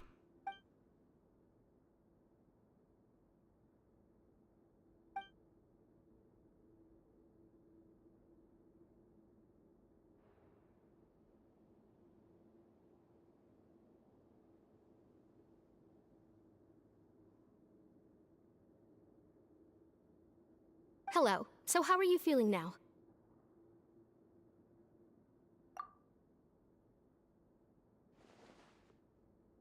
Her stomach ache's really bad. She was stumbling about the whole way here, so Paimon's really worried.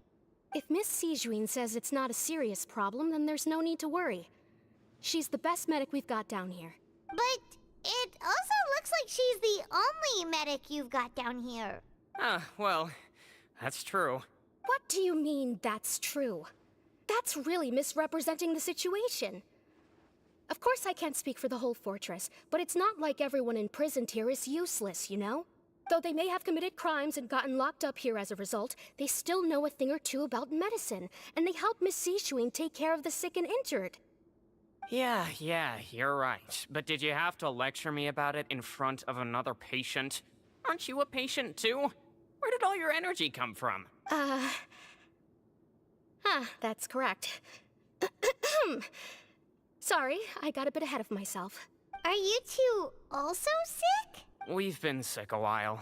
I come back every once in a while for checkups, and to pick up the medicines Miss Sijuin prescribes for us. That's just the nature of chronic illnesses. As for her, you could say she fancies herself as Miss Sijuin's capable helper because she learned a bit of medical knowledge ages ago.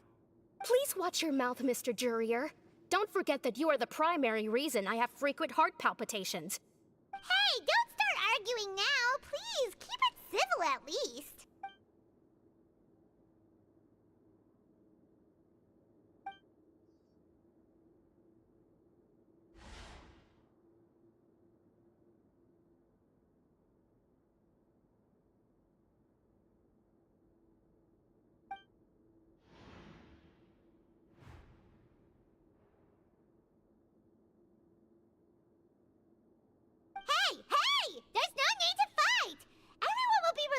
day, so there's no need to argue over silly things like this. But... Release. It's way too early for us to even think about that. And who the heck knows if we'd even be able to continue our previous lives?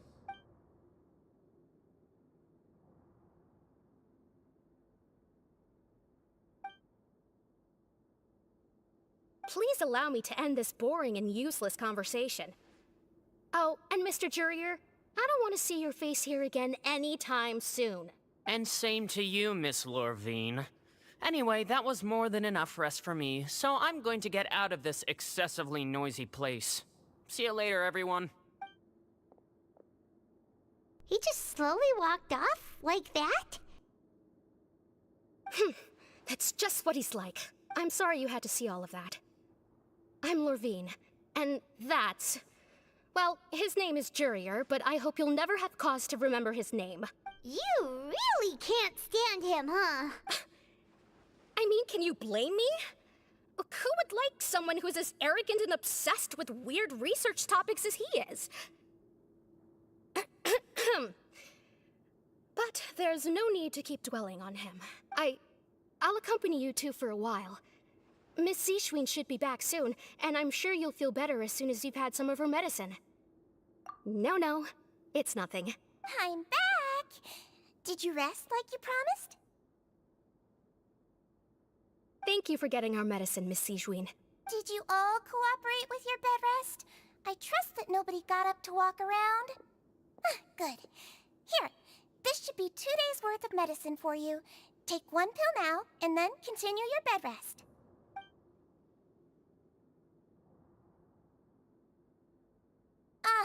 Miss Lorvine, I left in a bit of a hurry just now. Do you still remember if we discussed the color of the pill that you should be taking today? I remember. You said it should be yellow. Yellow, huh? I understand. These are yours. Please, make sure to go to bed early after taking them tonight. You'll benefit from a good night's sleep. All right, then I'll also be on my way now.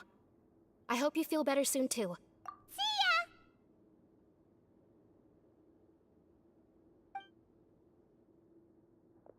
I'm going to fill out your medical record now. You're widely known as the Traveler, right? I just want to double-check a few details, if that's all right with you.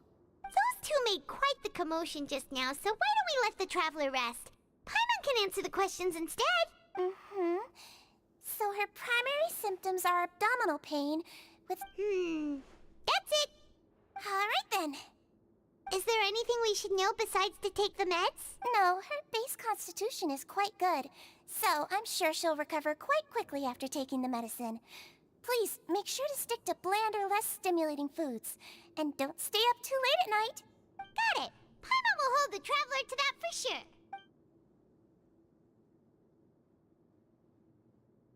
Oh, you're going to take a nap already? Okay then, you get some rest.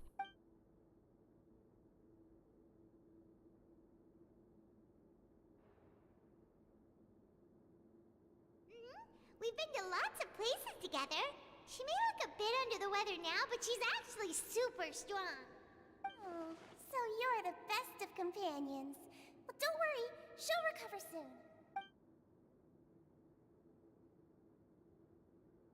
You're awake.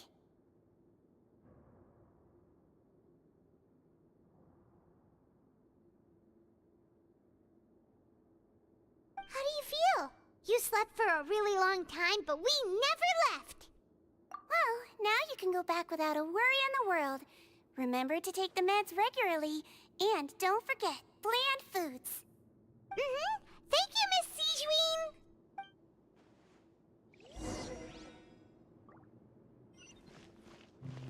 Seems like a lot of people have been coming down with an upset stomach lately. I'll need to address that.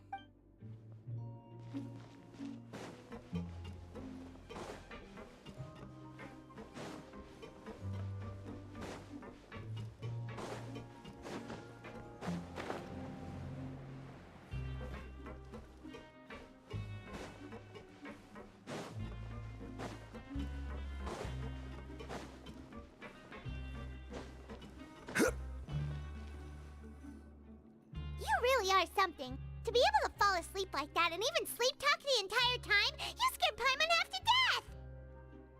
No, but you kept mumbling things along the lines of, Pyron, go take my grilled fish and put down the Adeptus Temptation now! Paimon talked with Sigewinne the entire time you were asleep. She seems like she's just a sincere nurse, and Paimon didn't notice anything unusual in the room.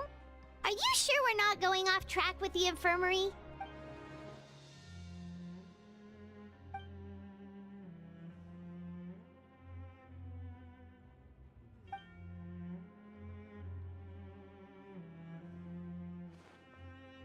Whoa!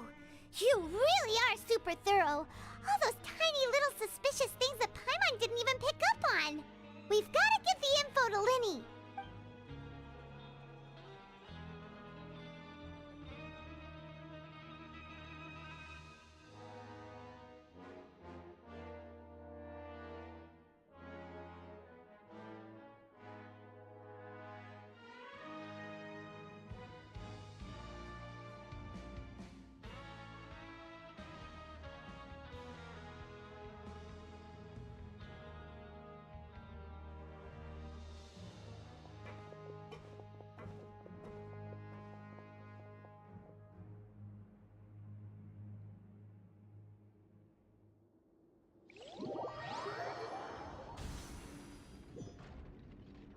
Today's the day! Let's go meet up with Lyney!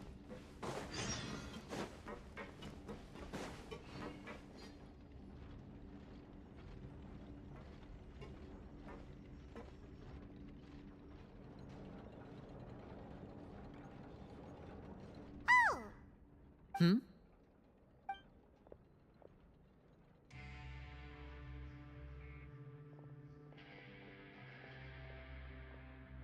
Did you two run into any trouble over the past few days? No, we just worked our shifts according to the schedule. Nothing weird happened. That's good. That means you didn't raise any suspicions when you infiltrated the infirmary. We've taken a look at the slip you've sent. Freminet successfully left the grounds via the pipes 2 days ago, and as of last night, Lynette has also infiltrated the infirmary after faking an illness. Wait, why is she getting involved as well? You already went above and beyond when you scoped out the infirmary. To put it more bluntly, even if we were to view that as something you did in exchange for Freminet's help, you've already done more than enough. Infiltrating a guarded stronghold is a different kind of job from a one-off investigation. We want to avoid using the same faces over and over and reduce the amount of suspicion that will fall on any given person. Lynette also felt like you have already taken the first step for us, so she should be the one to finish the job. So that's what Lynette thinks. Oh, Paimon hopes everything's going well for her. Perhaps that's true. You're both very good people, and we've come to appreciate that more than anyone else. Unfortunately, there's still one thing that could get between us, lest you've forgotten. The matter of our respective loyalties. You've mentioned before that you've had some run-ins with the Fatui. I can understand that feeling, so I assume you're just helping us out of the kindness of your hearts? Well, everyone could use some more friends. We'll be counting on you to help us in the future, too. Since I see you as friends, then it's even more important for us to protect you from any peril. Freminet and Lynette feel the same way. Glad to hear it. Then, let's go check on Lynette before Freminet returns. If everything went well, then she should be wrapping up her investigation right about now. Is now really a good time to go over? According to my observations, Sigewinne always spends around half an hour away from the infirmary right before lunch. Lynette knows this as well, so this should be a good time to meet up with her. Also, I'm her brother, remember? It's only natural for an older brother to care about his younger sister's well-being. Okay, then let's head over right away.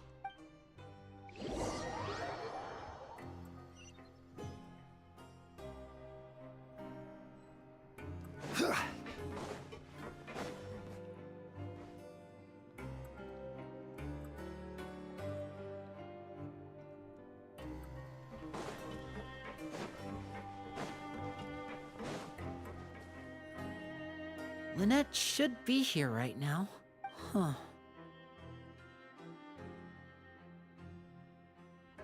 Strange.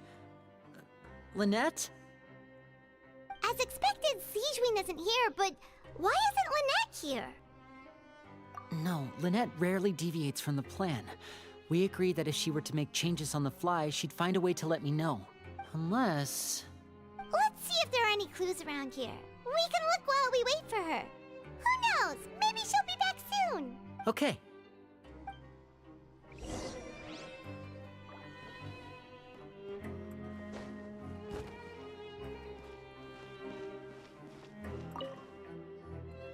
There are some books here and a few files. They all look like medical records. Advanced nursing, how to raise the spirit of your patients, a quick guide to the psychology of emotions, and the meaning of laughter. These sure are some interesting books. Who knew Sijwin would be interested in these kinds of things? She even has books on understanding people's motivations and feelings. Is it because she's a Melusine? Or does she have a need to understand her patient's emotional state? Seems quite normal to me. These are skills that would come in handy for a nurse from time to time.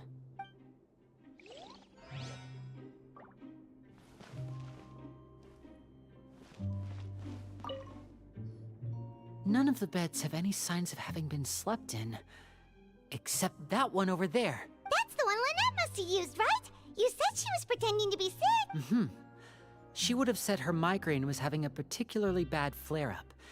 Generally speaking, the head nurse would then ask her to lie down and rest, while she left to retrieve the medication. Which means, either the head nurse didn't return the entire time from when Lynette laid down up until she left the bed, or the nurse intentionally left it this way.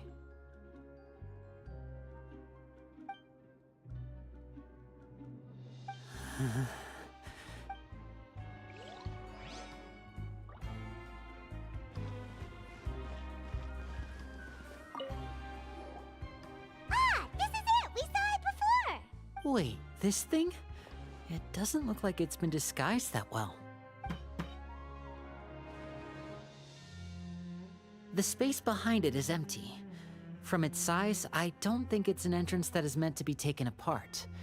There's probably a mechanism around here somewhere. Could Lynette have tried to get inside? But if that's the case, she would have contacted me for sure. Let's look around here for some more clues. Don't panic, just take another look.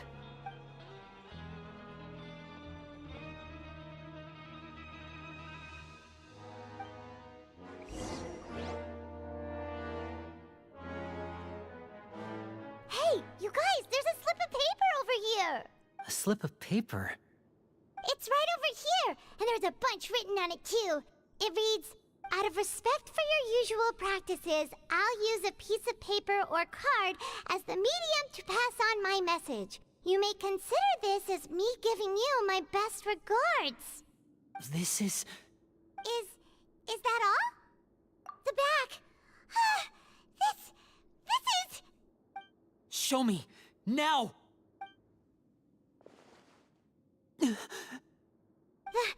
That look on your face. Paimon's reading it now. Would you care to guess where Miss Lynette of the Fatui could be right now? No. Could she have... Is she already... Wriothesley. Did he deliberately leave the infirmary unguarded to use it as bait? Wait, you mean he was aware of our goals from the very beginning? But why? We didn't run into any trouble last time, and he also never reached out to us since. Yes, that is a crucial question. Wriothesley, he doesn't do anything without a clear goal or reason. So this means he had no concerns about your activities from the very beginning. You are not from the same camp as us. You were sent down here by Nervulet, so you have no conflict of interest with Wriothesley. We're a completely different story, though. I'd like to know that, too. Why did he only go after her? Don't panic, just think everything over. I have to stay calm. This is not like what happened last time. The situation's different now.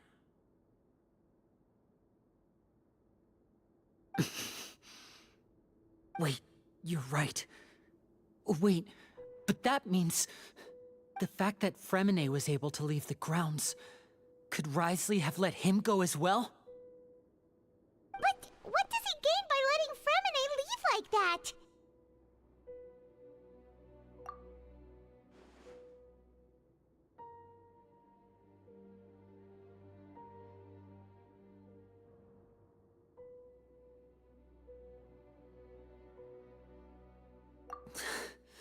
So he's challenging me and trying to provoke me, I'm sure of it.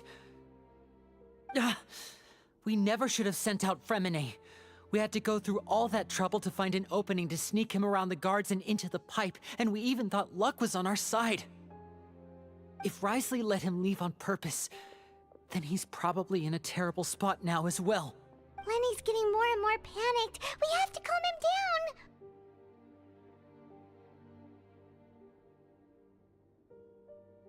Don't be like this, Lenny. Fremine wouldn't have left if we hadn't told you about Child. That was our fault. No. I'm the leader of this operation, and I'm the one responsible for this team. I was the one who failed to protect them. I'll go talk to Wriothesley. Hey, don't be reckless! Traveler, please talk some sense into him. I simply cannot allow Lynette to be abducted again. I have to go. I'll find a way to get them back. He's rushed out the door! After him!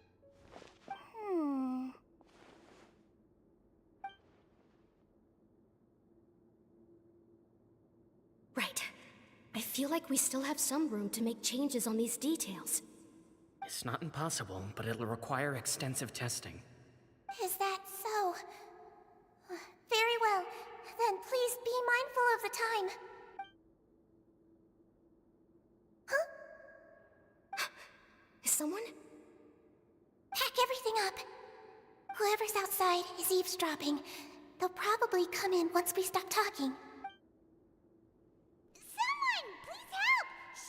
She's sick!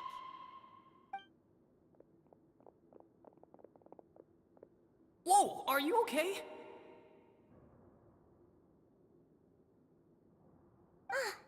These two. As expected, they've already found this place. Oh, they are quite sharp. What a delightful turn of events. I like smart people, but I also like playing dumb. I like the feeling of being trusted.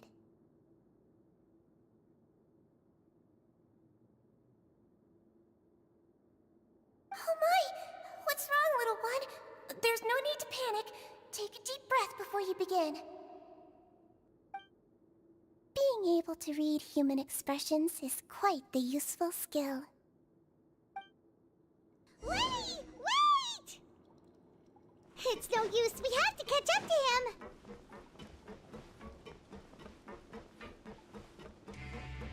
He's already out of sight. How is he so fast? Let's go head him off at Wriothesley's office.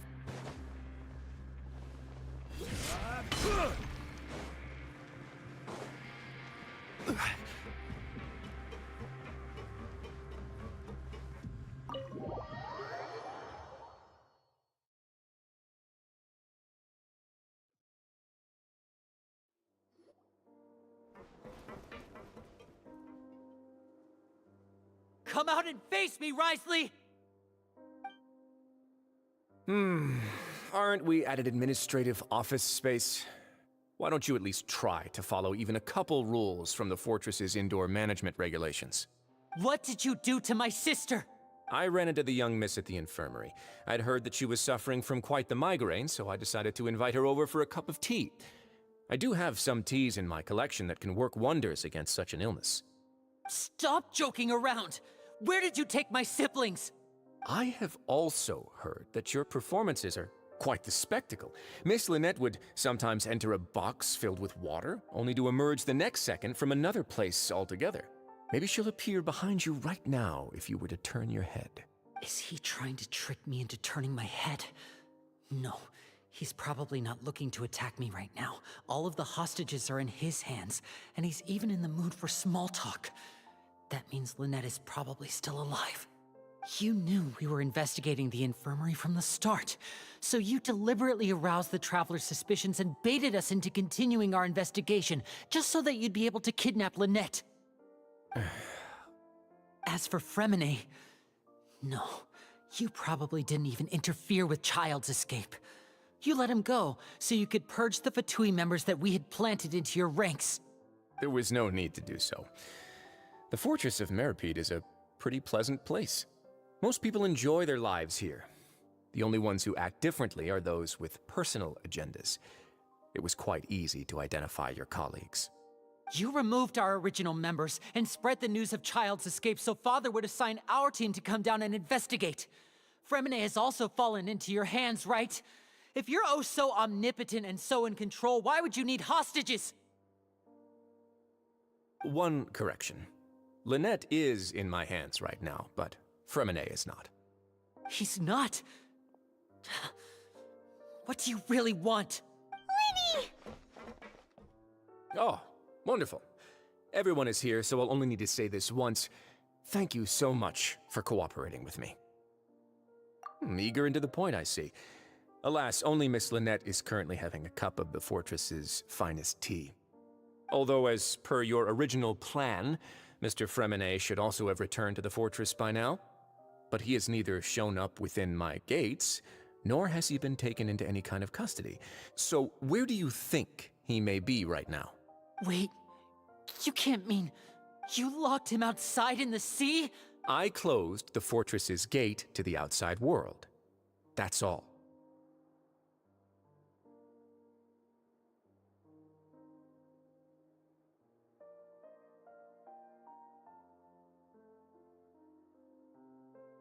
Fremine's a star diver, so he should be fine, right?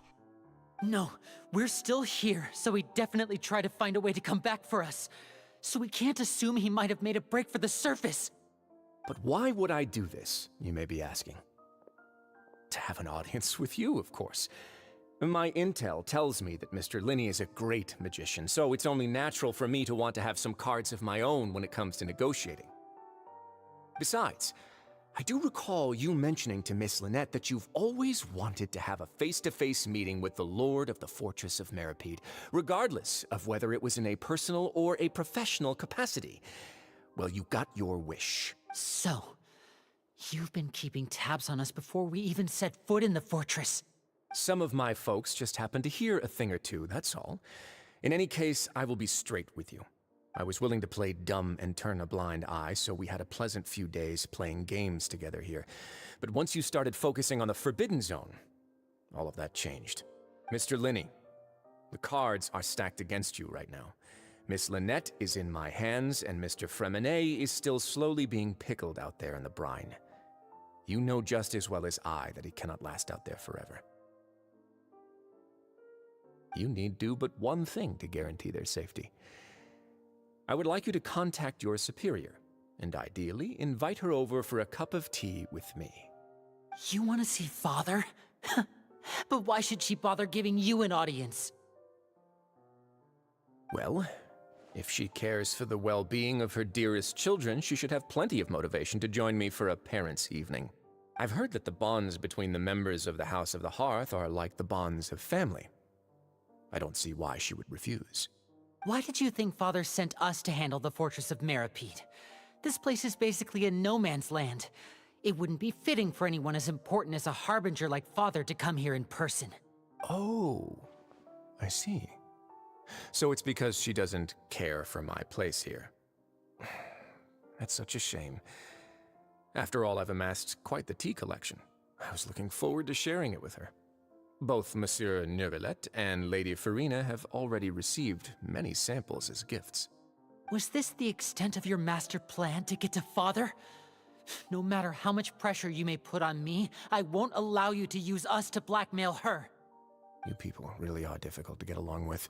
All I'm asking for is a face-to-face conversation. Does she truly have no interest in the fortress's secret? Mr. Linney, you have one last chance to invite your father here. If you refuse... Lenny!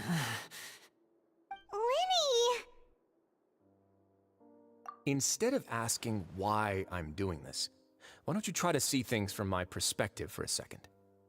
From the very beginning, the Fatui has been actively infiltrating my fortress. I gave you a warning by cutting off the first few operatives I found, but that only caused you to double down. Had you given up on the fortress then and there, I'd have no reason to want to talk. Mr. Fremenet left the fortress on his own, and Miss Lynette tried to pry out my secrets right in front of me. No matter how you look at it, the responsibility for this falls on you. I shouldn't ask Father to do anything because of us. 6, 5... Wait, 2, 1. Time's up. It really is a shame, Mr. Linney. Wriothesley! Negotiations have broken down. Please leave, ladies and gentlemen. It's time for my afternoon tea. Yeah, listen to the Traveler. If you can't talk to Linny, can you at least talk to us? You do realize that I'm only letting you go because of Neuvillette, yes? You're here helping him out, and I've already done my best to stay out of your way. But that doesn't mean you can just do whatever you want. The fortress may be small and remote, but it still has its own set of laws. Then how about this? Those who are capable deserve respect. You've spent quite some time investigating my home turf by now, so why don't you tell me a thing or two about what you found, I'll ask you 3 questions. Answer all of them correctly, and I'll agree to your request. Question 1. Regarding the hidden rules of the production zone, what is the truth behind the one about not being allowed to work for 3 days in a row?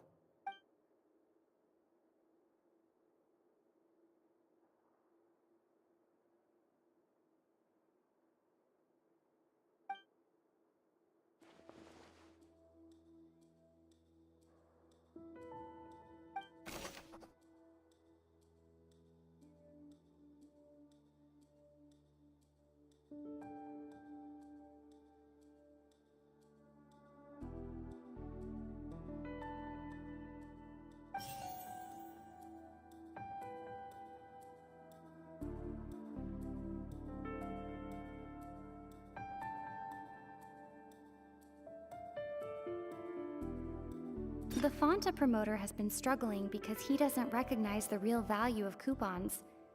Meanwhile, the Duke believes that only idiots who don't understand the value of coupons would spend them on Fonta. The research note said that the Melusine race perceives the world very differently from humans. Because of that, the Melusines have also developed a sense of aesthetics that appear rather strange and alien to humans. I've been told that the infirmary is always empty for the half hour just before lunch. But what could Sigewinne be doing during that time? We often see Miss Sigewinne observing the prisoners at work near the production zone. It seems like she can perceive the general state of a person's health just by looking at them.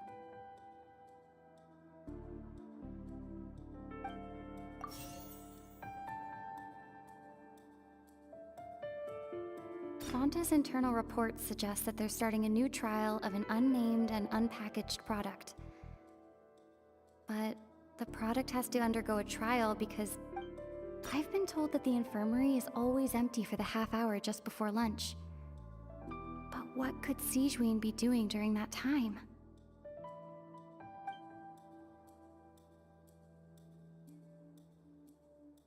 According to Collins, the Pancration tournament only took place because the Fonta company sponsored it. The company must want a return on their investment as well.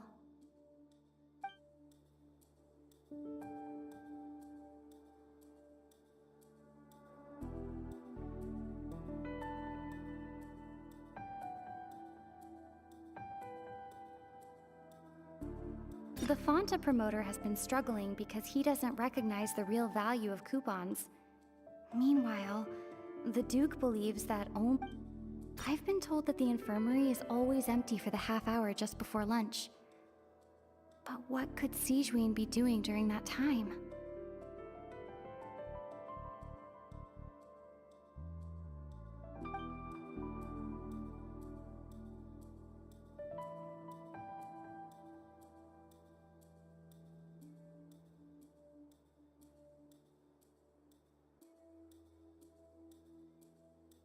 The research note said that the Melusine race perceives the world very differently from humans. Because of that, the Melusines have also developed a sense of aesthetics that appear rather strange and alien.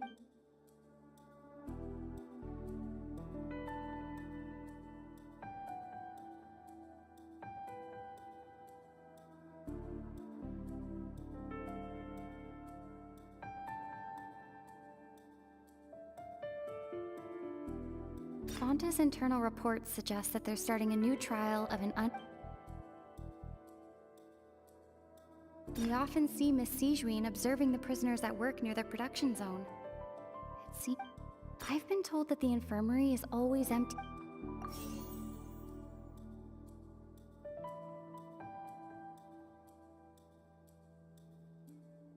The Fonta promoter has been struggling because he doesn't recognize the real value of coupons. Meanwhile, the Duke believes that only idiots who don't understand the value of coupons would spend them on Fonta.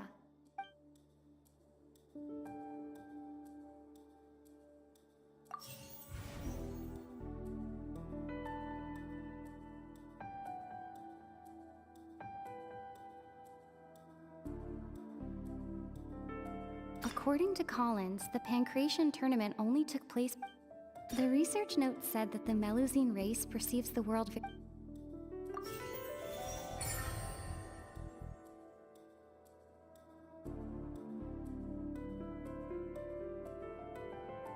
Ah, so that's what's going on. Paimon understands it now. Who would have guessed? The hidden rule of the production zone. People are not supposed to work 3 days in a row, and if they do, they'll get strange meat in their welfare meal. At first, we thought this strange meat must have something to do with the people who disappeared, but in reality, they were all prepared by Sijuin, the head nurse. She often visits the production zone to observe the workers' health and makes a note of anyone who has worn themselves out after 3 full days of work. Out of her sense of duty as the head nurse, as well as her genuine concern for the workers' health, Sijuin visits the cafeteria right before lunch and cooks an extra dish for those who can use the stamina boost. Sijuin has only the best intentions with her surprise gift and doesn't want anyone to find out about what she does. However, unfortunately, Melusines as a race perceive the world differently from humans, and their sense of aesthetics is even more alien to us. The recipients of her lovingly prepared special meals cannot taste the care within and usually just freak out. Are we on the right track? Not bad. You've uncovered Sijuin's secret and even guessed her intentions correctly as well. It's nice to know that her efforts have not gone unacknowledged. All right, now for my next question. There are also some hidden rules in the Pancration Ring, including the one that you're not allowed to support both sides of a fight. Why is that?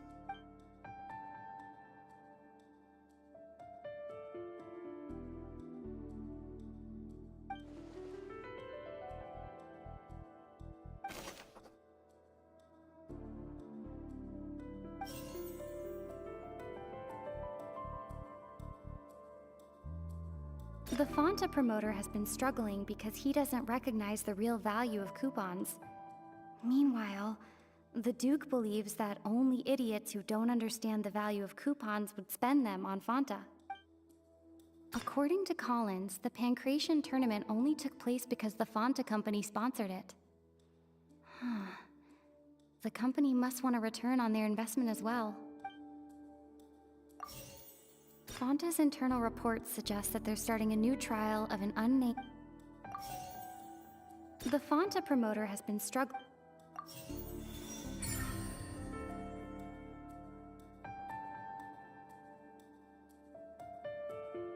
Paimon gets this rule too now, so there really was nothing to be afraid of. That hidden rule of the Pancration Ring is about how, people are not supposed to bet on both boxers at the same time. And if they do, they'll receive a package containing a strange, blood-colored liquid. People get scared when they see it because they've subconsciously begun to associate it with the missing boxer.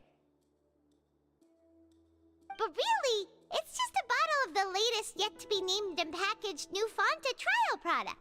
A blood-red drink. It's no wonder even Fanta's own staff were questioning the company's decision-making. The company, facing backlash from its own staff, decided to try to trial the product on a smaller scale, to see how it might be received by customers. They came to the Fortress of Meropide and offered to sponsor the Pancration tournament so they could push their new product. But the Duke completely refused to even entertain the idea. The Duke, knowing how valuable coupons are in the fortress, knew that only total idiots who didn't understand their true value would bother buying a Fanta product here. And so, only those who proved their stupidity by being dumb enough to bet on two opposing sides of the same match were selected to receive the drinks. I acknowledge the effort you've put into bringing the truth of this mystery to light. Although, based on your description, that Fanta promoter is a bit too careless with his words, I may just reconsider my collaboration with the company. All right, and here's the final question. What's the secret behind our head nurse and all of her patients in the infirmary?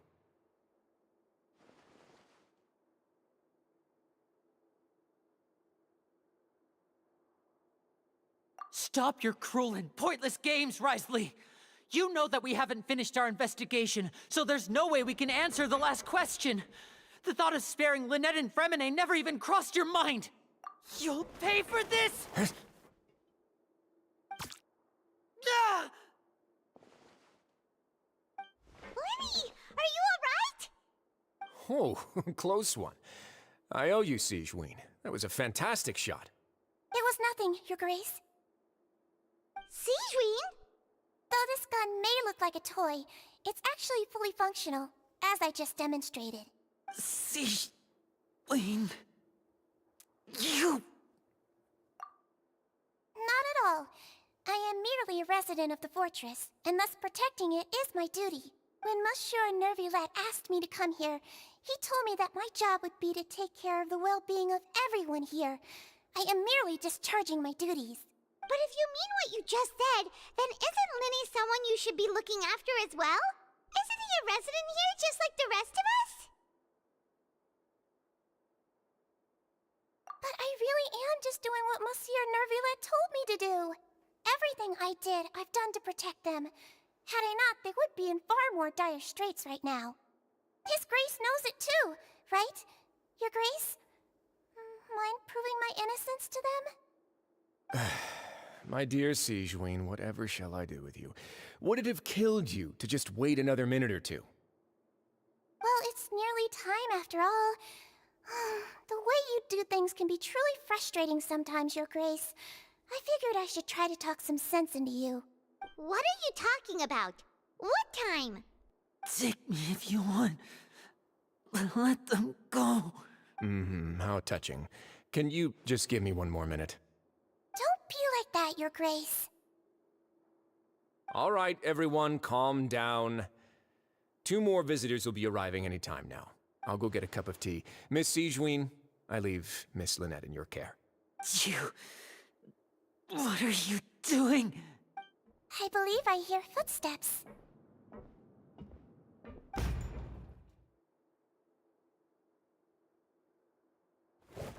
Some space, please. Ah, Miss Clorinde. My door. Fremine... Fremine... What's going on? What is Clorinde doing here? Work. I'm sorry about shooting you, Mr. Linny. The tranquilizing effect will begin to wear off soon.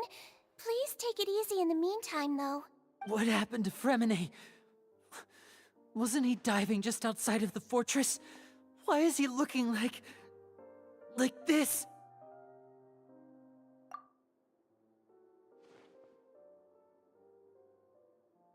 A flushed face, an accelerated pulse. He must have consumed primordial seawater. What did you say? Please, make some space. I'll need to give Mr. Fremine a more thorough checkup. Your Grace, I'll leave the rest to you. I'll talk to Clorand while you get Freminet to where he needs to be. Everything else can wait.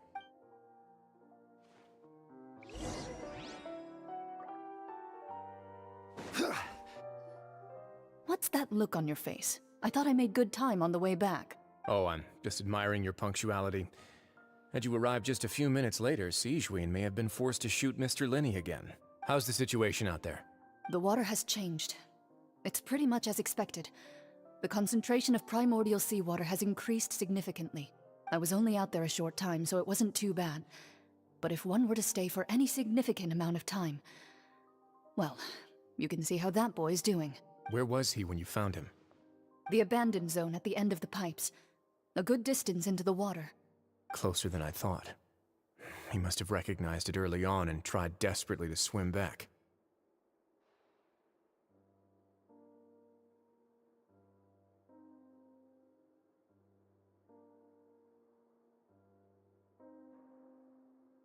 Locking the door was necessary. I don't think we could have saved two. Well, I did try to convince him that I had my reasons. Never seems to work, though. It would probably work on Neuvillette. He has a knack for picking out who had good intentions, even when the outcomes were all terrible.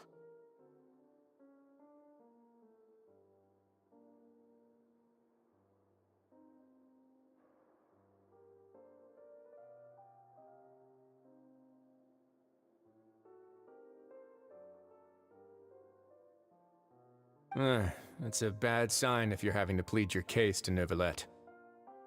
Want some tea? Not particularly. If you want to drink some that badly, just say so. Fine, I'd like to get some tea. Want me to get you a cup too, since I've already made it? Might as well then, I suppose. Actually, do you have a towel? I would like to dry my hair.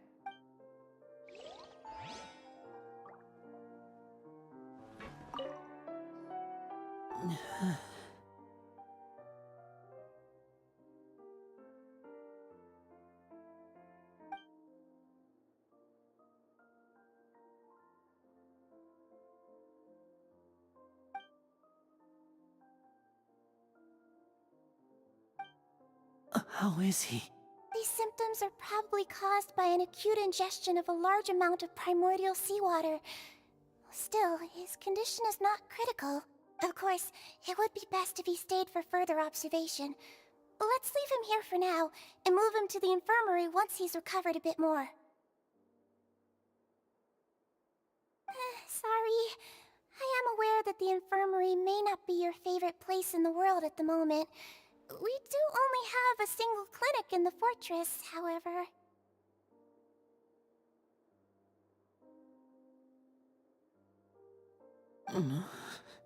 Why would he ingest a large amount of primordial seawater after leaving the fortress?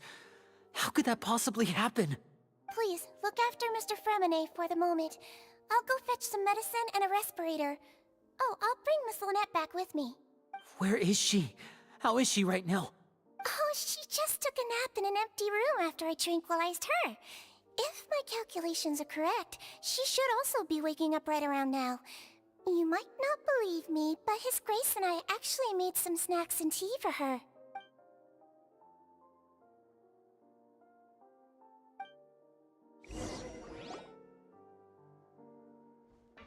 Lenny, are you okay? I'll be fine. They're all here now. Don't worry about me. Are you sure? You don't look alright. My hands and feet are still a bit weak, but that's probably just the residual effects of the tranquilizer shot. I'm back, everyone. Lenny! Oh, Traveler, Paimon, you're here too. Freminet? Is he... He'll be fine. But for now, please help me lift him up.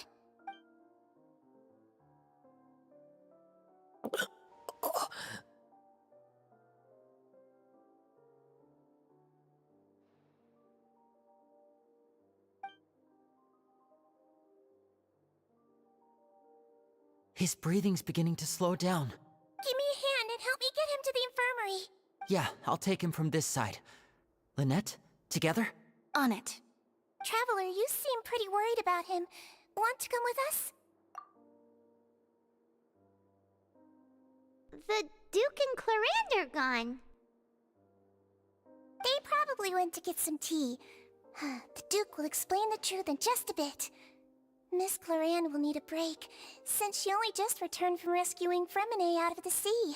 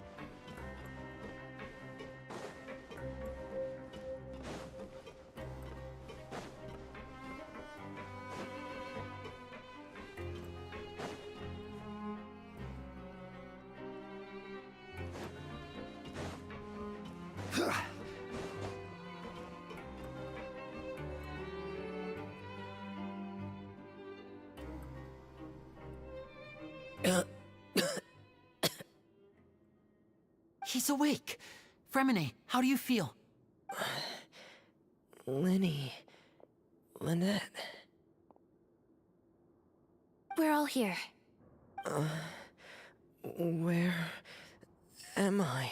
The infirmary, at the Fortress of Meripede, Mr. Fremine. And you are no longer in any danger.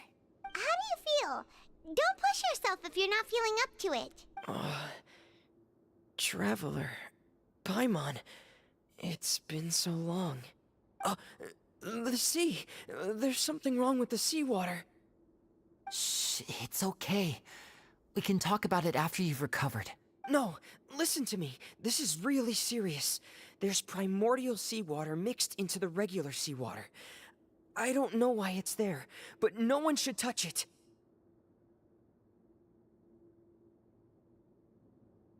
Pipes... Right, the pipes. It's all coming back to me now.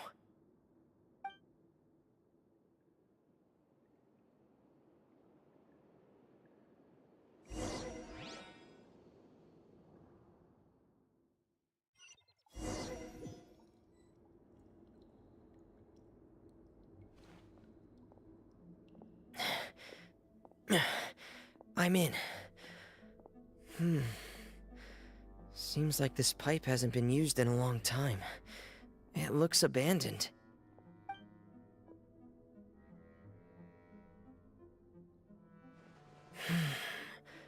Where could Master Child be?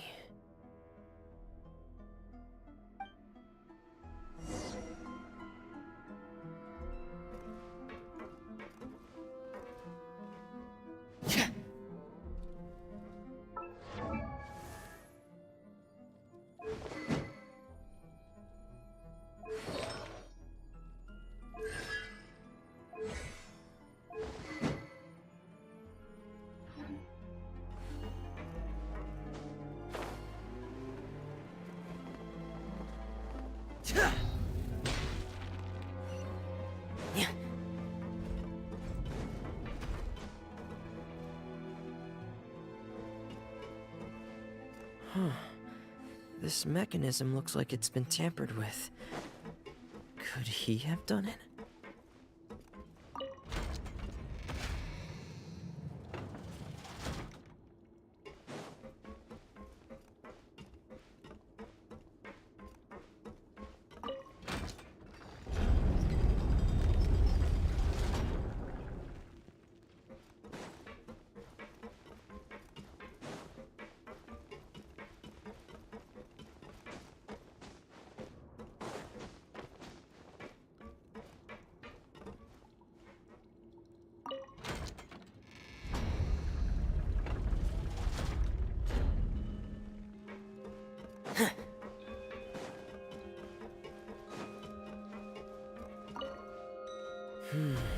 It's getting stuck on something.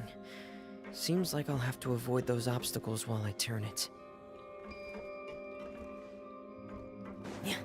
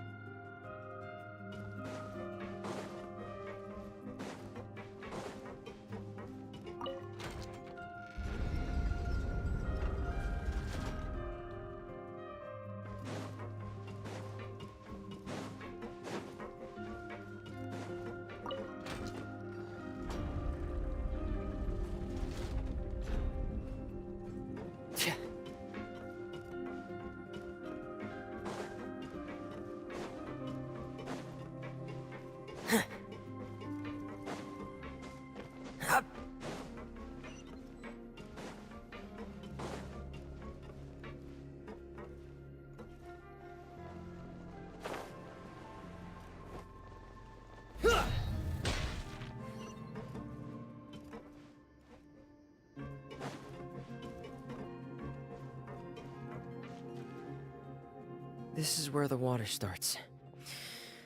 Okay. Master Child probably dived into the water. I'll go take a look as well.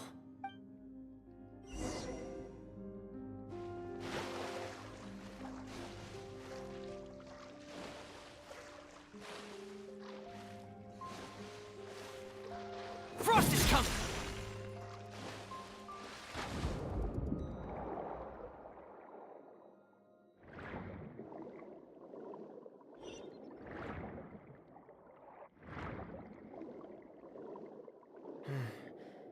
The vegetation here is a bit more sparse.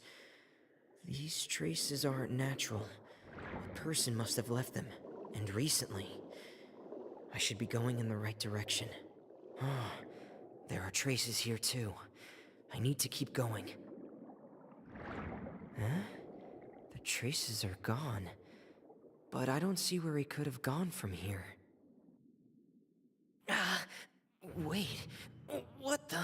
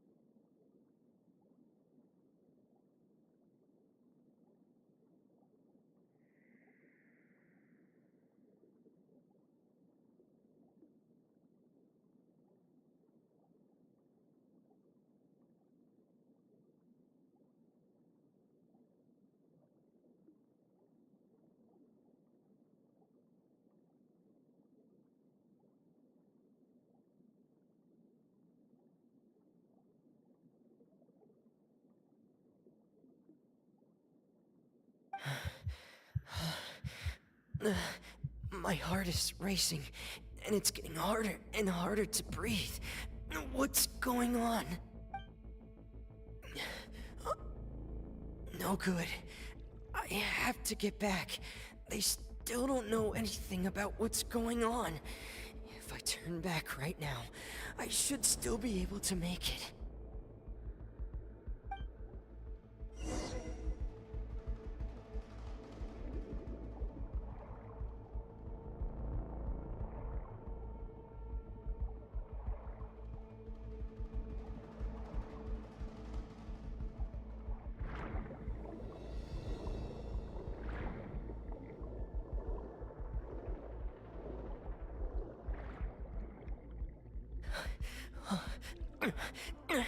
I can't die here.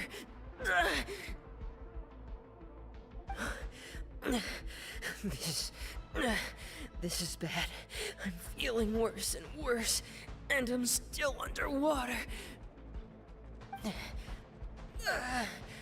I have to push on.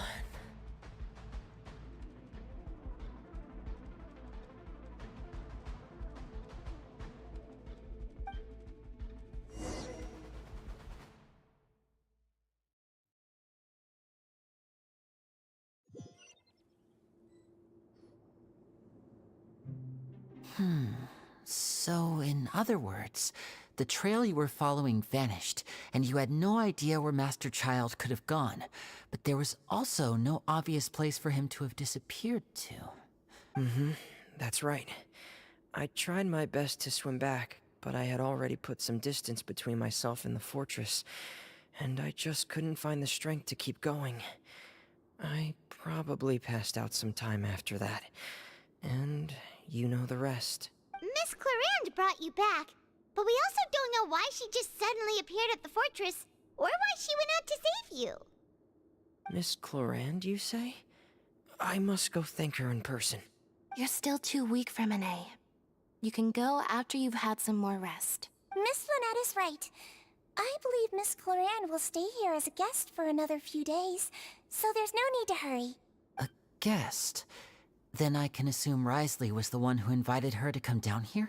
You should ask His Grace about that. He'll be able to explain better than me. Yeah, it's about time he actually told us what's going on. Wanna come with us, Lyney? No, please go on without me. I don't want to leave just yet. Lyney. The logical part of my brain is aware that we're safe right now, but I still can't bring myself to leave. Both of you are just in danger. Understood. Then let's just sit together for a while. In that case, I'll leave the infirmary to you. The Traveler and I are going to head out for now. As long as you stay in here, I don't think you'll be disturbed. Thank you.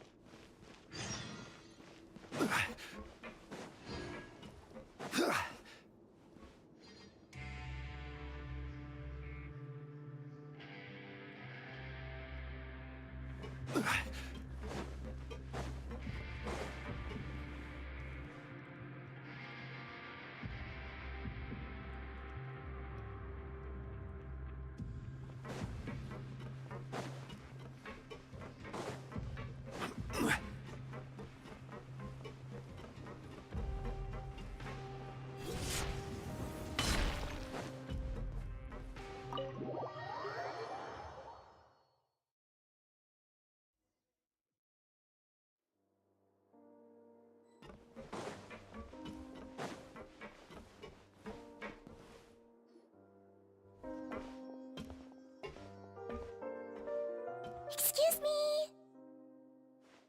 I take it Mr. Fremonet's condition has stabilized? Of course! I wouldn't have left the infirmary otherwise. I've been expecting those two, but might I inquire as to the purpose of your visit, Miss Siegewien?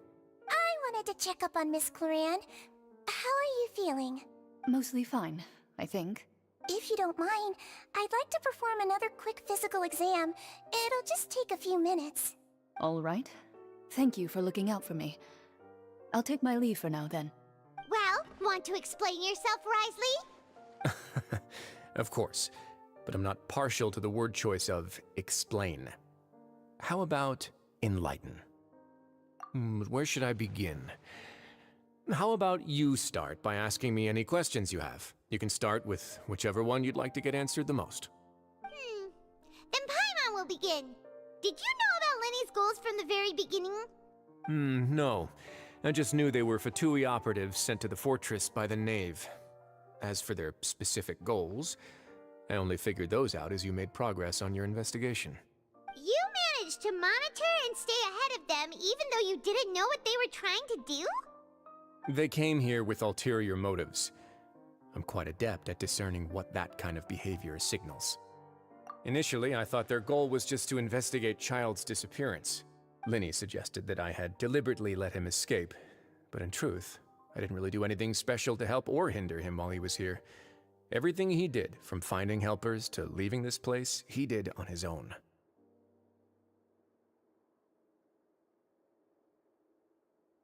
Of course, it's inevitable that the Knave would make a big deal out of her fellow Harbinger's unexplained disappearance. I'm also quite curious about where that Harbinger went, so I figured I might as well let the Fatui do their own investigative work. All I care about is the answer.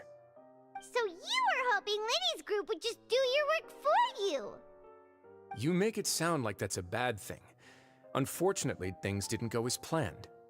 I assume that Fremine has told you already, the ratio of primordial seawater around the Fortress of Meripede is on the rise. The Forbidden Zone has always been Lenny's target, and you got roped into that investigation after running into him. I began to intervene out of concern for your safety, and also to prevent the fortress from becoming entangled in more irksome matters. Are the rumors true? That you're also a former criminal? Now, why would you put it like that? Isn't staying here all day and serving as the manager of the fortress a kind of sentence unto itself? Another form of prison? I just happen to have some support from the rest of the inmates. That's all. Oh, right! Paimon wanted to ask, who invited Cloran down here? Me, of course. I paid her good mora to come down to the fortress for some field work. As a champion duelist, Miss Cloran could be considered to be an independent party. I needed to find an exceptionally capable person to help me get through the impending crisis. And saving Fremine was part of that crisis? You can think of it like that, yes. Credit where credit is due, that boy is quite adept at diving. Had conditions not been as hostile as they were, he probably would have found the missing Harbinger already. That's not something you should be asking after. Neuvillette only asked you to investigate Child's whereabouts. All I need to prove to you is that the Forbidden Zone had nothing to do with the Harbinger's disappearance. That should be clear now that you've spoken to Fremine. But we've already uncovered that there's something wrong with the infirmary, and we've answered a bunch of questions that you threw at us. Isn't it about time that you answer our last question in return? You make a compelling case. Do you really want to know the answer that badly? Yeah, Paimon really wants to know! Even if the truth may not be pleasant? Follow me.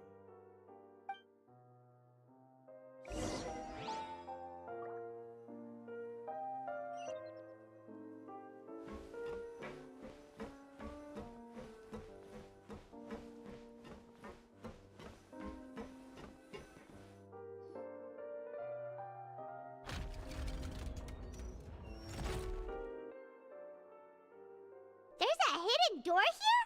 And a whole basement behind it? Huh. You're pretty good at hiding stuff, Wriothesley. It seems you've forgotten just what kind of place the Fortress of Meripede is.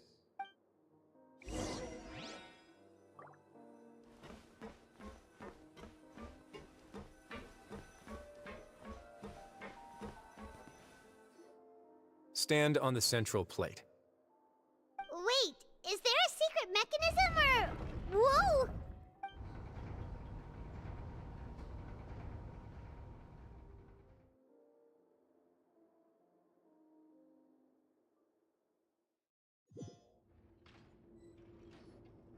So, this is the Forbidden Zone?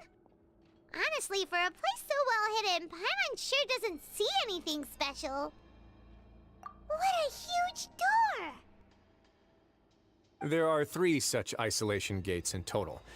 Generally speaking, I'm the only one who's allowed to go inside. Hence the name Forbidden Zone. Am I correct to assume you're going to run on back and tell your little Fatui friends everything? Well, Paimon wasn't thinking of keeping anything from them. Well, I'd advise you wait until you've seen the whole truth of this place for yourself before deciding whether or not to tell them.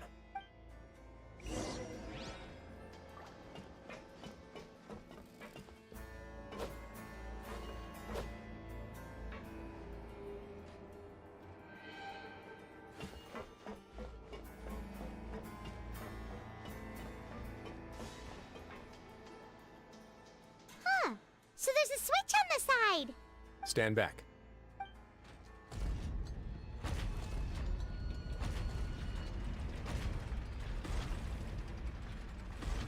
Whoa! They all just went up one by one! Go on, have a look.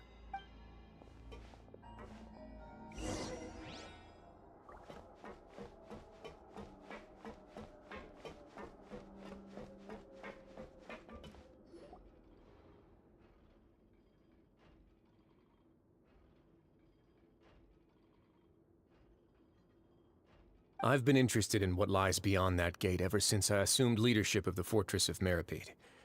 Of course, it would be unwise to recklessly open it, but it'd also be risky and negligent to simply ignore any potential danger that could be behind it.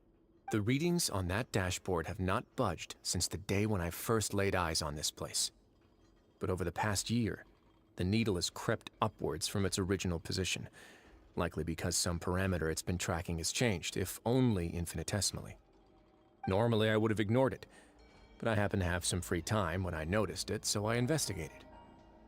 Any guesses what the reading could be tracking? Very reasonable guesses. I've considered both of those as well.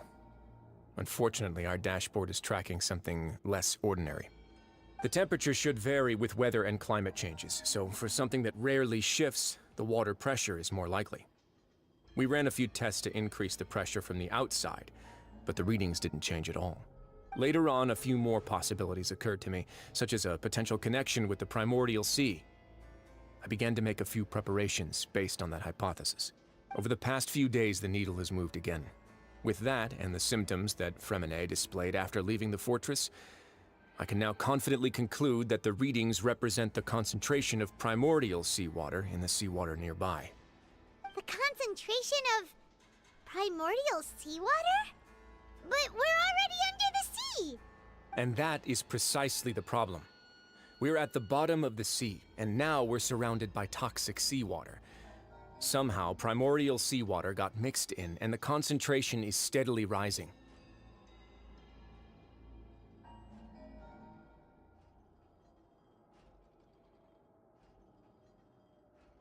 Yes, that's very likely. But forget about the two of us! Not even Neuvillette knows where the primordial sea could be, much less where we could find and plug a leak. Oh. Oh! Seems like you've figured it out. I believe the primordial sea lies directly beneath this sluice gate. For some reason, the primordial seawater levels have risen significantly, and it's now very close to us.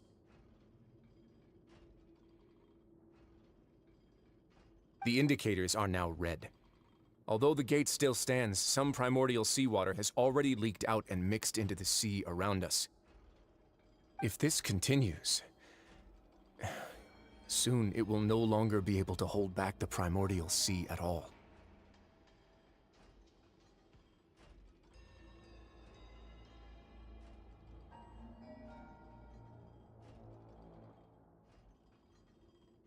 Yeah, you know what the legends say. If this place falls, then everyone in Fontaine will be turned into puddles in the span of a night. But that's just too weird! Why would the Fortress of Meripede be built right above a sluice gate for the primordial sea? Who built this place anyway? Your expression tells me you think this might be part of a vast, complicated conspiracy. To be honest, you might find the actual answer may be exceedingly boring. It's just that the secret of the Forbidden Zone had been long forgotten by the nation before I rediscovered it with my research. There's no single founder of the Fortress of Meripede in any traditional sense.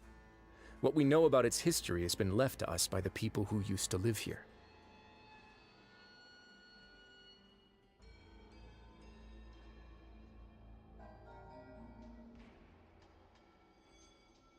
When the previous Hydro Archon Egeria ruled the land, all convicted criminals from Fontaine were exiled. The people drove the criminals away like a wolf pack chasing away the banished.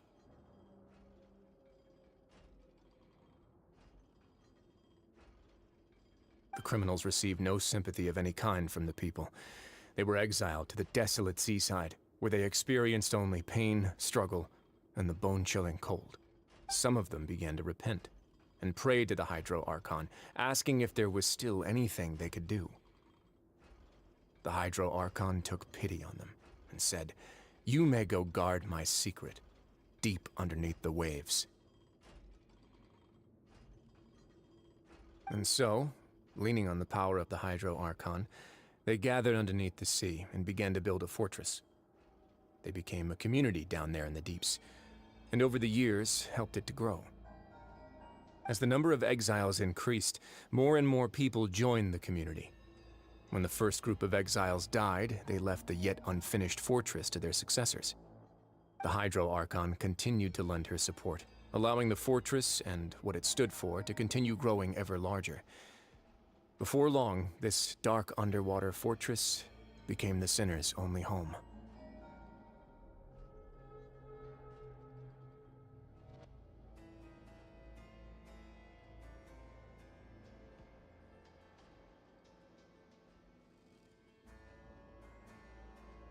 And with that, the people here stopped referring to the fortress as a prison.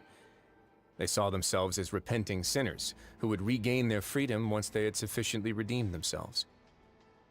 But as time went on, people also realized that the fortress was a lonely place. Once they had gotten used to life here, they could no longer feel comfortable living in the overworld. Once they had finished serving their sentences, some people left and some others chose to stay. They'd find some idle position and let their withered souls fade away with the ancient secrets of the past. After many, many centuries, few people still remember the reason for the fortress's founding. Now they just see it as an integral pillar of Fontainian society, as the place where criminals deserve to be sent. Now and again, researchers manage to break one law or another and live out their days in the fortress. I learned all this from an elderly historian. Everyone else just thought he'd made it all up. But now you know every part of that history is true. Indeed. It's just as the prophecy says. If this gate fails, then everyone will be dissolved into the sea. To be frank, not really. But sadly, that hasn't stopped this prophecy from proving all too accurate. Prophecies are troublesome things. Just hearing one will create the first wave of panic. Seeing signs of it will bring about the second, and actually witnessing it in real time, the third. Let's go somewhere else. I want to show you something.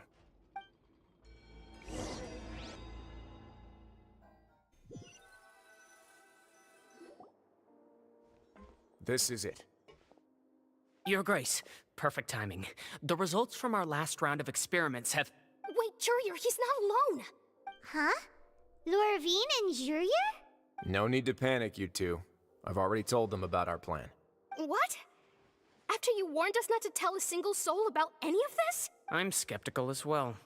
Are you sure they are trustworthy? The results speak for themselves, don't they? These two may already know more than you could ever imagine. All right then, if Your Grace insists. They seem harmless enough, so I'll trust them for now. How about some reintroductions?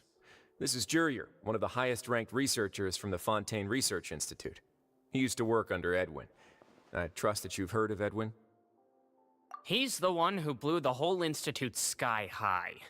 Everyone knew he was a bit crooked in the head, but you're not a local, so I guess it's possible for you not to have heard of him. Edwin's main areas of research were Archeum and gravimeters. As his assistant, Jurier is quite familiar with them as well. I hired him to be my technical consultant. You want to blow up the fortress of Meripede? Ah, what a lovely idea. I'm already imagining it in my head. Gotta admit, I'm tempted as well. Guys, focus! Focus! That taskmaster over there is Miss Lorvine, and is also one of my technical consultants. While Jurier used to be Edwin's assistant, she used to be Jurier's assistant. Ooh, are they together? See, everyone keeps asking this question. Are you too sure you're not a couple and just using your work as a convenient cover? Your Grace, I am not in a relationship with this man. If I dated her, I'd officially be madder than Edwin. Jeez, forget I said anything then. Follow me.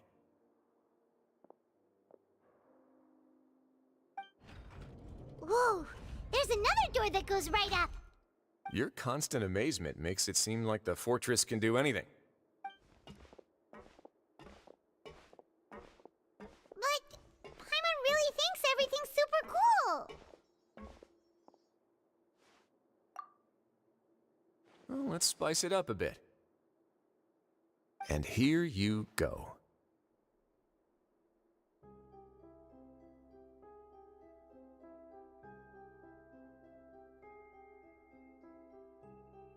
What a huge ship! This is also a production zone that Paimon's never seen before. What's going on? How much do you know about Fontanian history? Not much at all. Well, then maybe you haven't heard the story of ancient Lemuria. To give you a quick rundown, Fontaine used to be ruled by the Lemurian dynasty. According to legend, the Lemurian king Remus came to this land after being inspired by divine revelation and found the seer Sibila, who had taken on the form of a golden bee. Taking the golden bee with him and riding on a huge ship, the Fortuna, he created his nation above the surging waves.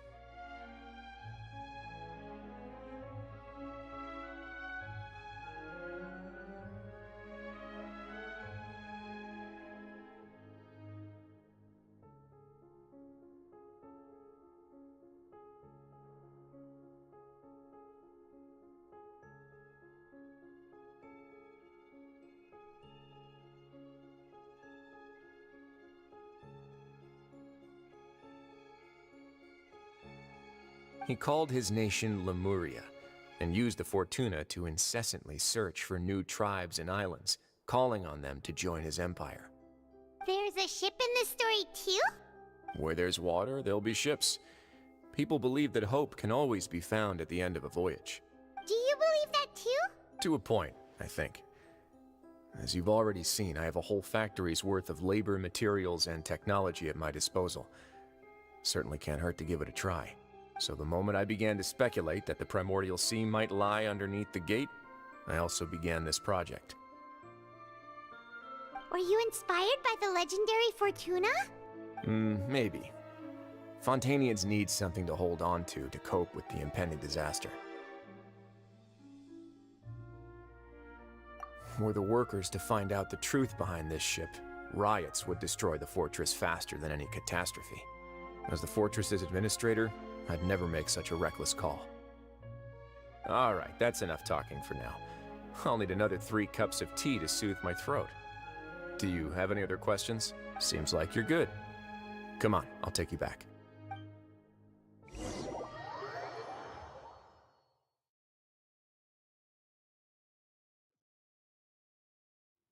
I'll leave you here for now.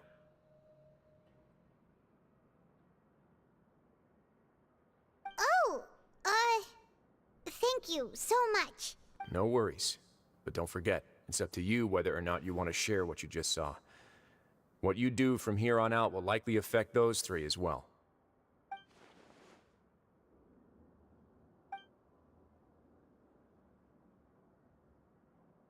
Yeah, we'll put a lot of thought into it for sure. Great. I look forward to what happens next.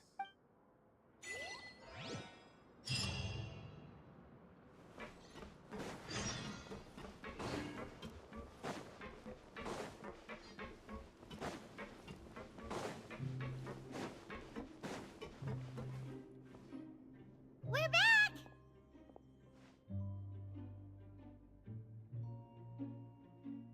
Welcome back. Do you want a cup of tea? How can you be so much like Wriothesley, always drinking tea? Huh. Actually, now that you mention it, I just remembered something now. While I was sedated, I could still barely hear 2 people talking next to me.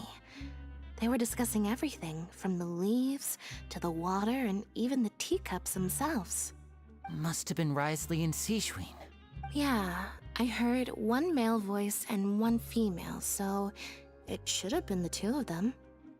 They really were just talking about brewing tea. I really can't make sense of this place. So, Traveler, Paimon, were you able to learn anything from Wriothesley? Yeah, he explained everything. Very well. Then, would you mind checking your answers against my speculations? Yeah, I took the time to rest, so I'm feeling a lot more relaxed now. Nobody else is around, and Miss Sijuin is also busy with something or other, so let's just talk here.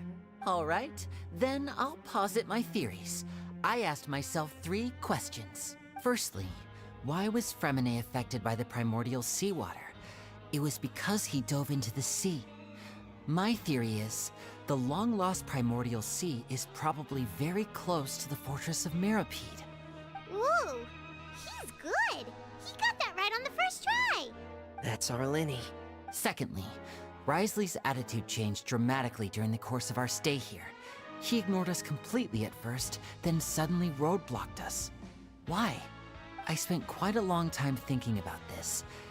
If he has been monitoring the Fatui since the very beginning, he probably ignored us at first because he was hoping we could find Master Child for him. What's more, the Fortress of Meropide is not part of Fontaine's court system, nor does it report to Iudex Nervulet. Wriothesley is basically the king of a no-man's land. As long as the fortress doesn't do anything about Master Child's disappearance, Father can use it to pressure the Fontaine authorities. And while the 2 factions are pitted against each other, Wriothesley will be free to move between the parties of interest. If I had to guess, he probably has something that he's working on himself. It's likely related to the secret of the infirmary, but I just can't think of what it could be. You're super smart. Thanks so much. Then finally, there's the last question. If Wriothesley does have a plan, what could it be? All I know for now is that his plan probably has something to do with the changing nature of the seawater. He's even gotten Cloran to help him out. That can't be the full extent of what he's doing. There's probably a secret passageway behind the block in the infirmary, and there's something big in the fortress that most people here never get to see.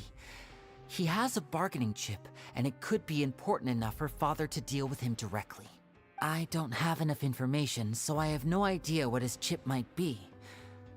But let me guess. You have the last piece of the puzzle.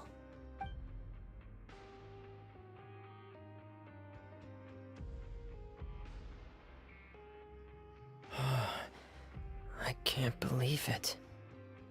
The sea will engulf everyone.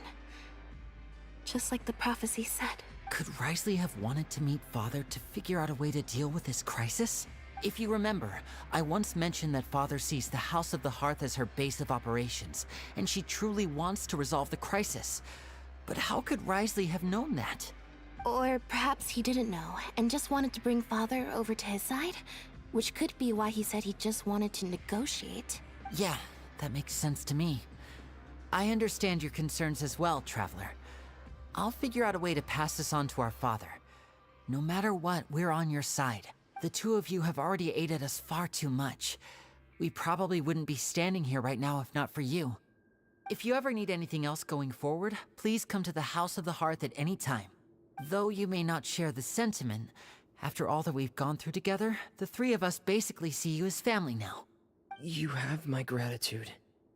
Thank you for protecting Lenny when it really mattered. And thank you for sharing the secrets of the fortress with us. We didn't think you were going to do it. Why are you being so formal all of a sudden? Given your strength, you might not need our help at all. But if you are ever in danger, we will try our best to protect you. Aw, the sound of that makes Paimon feel all warm and safe inside.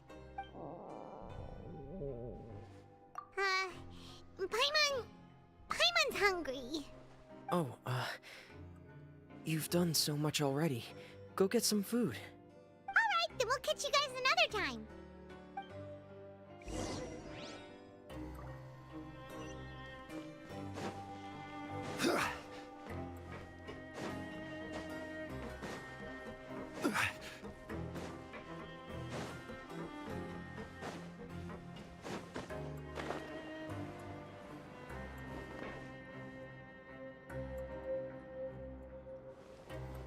time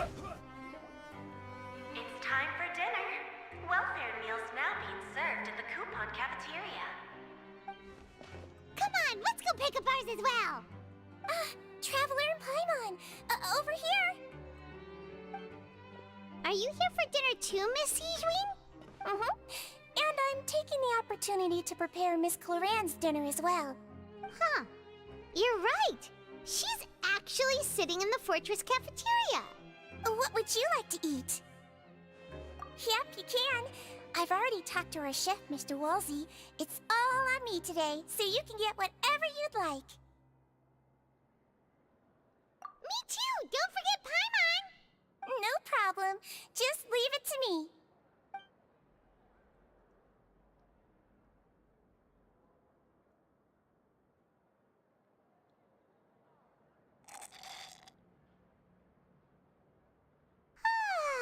So delicious. Is this how it feels to be freeloaders? Wait a second, we did do plenty of work after all. Feeling full yet? How's the food? Delicious. I'm so glad to see you all so happy. Oh, see, the expression on your face just now? The muscle here just moved, which suggests that you're feeling quite relaxed at the moment.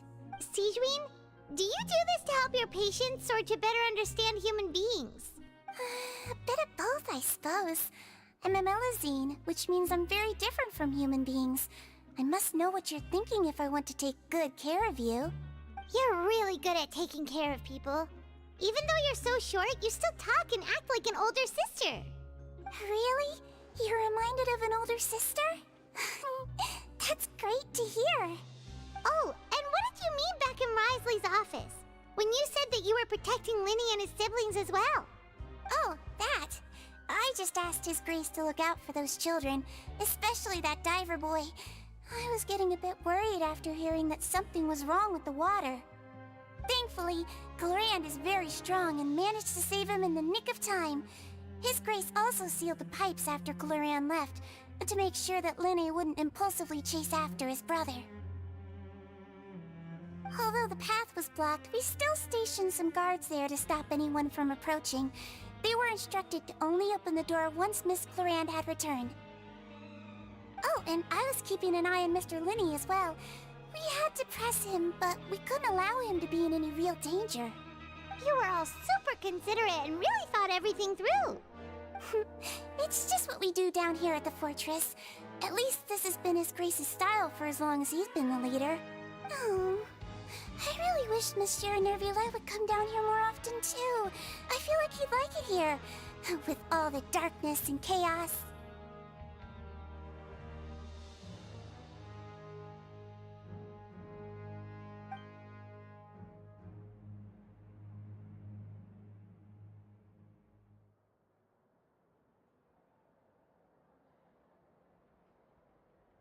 Get a good night's rest, you two. You both worked very hard.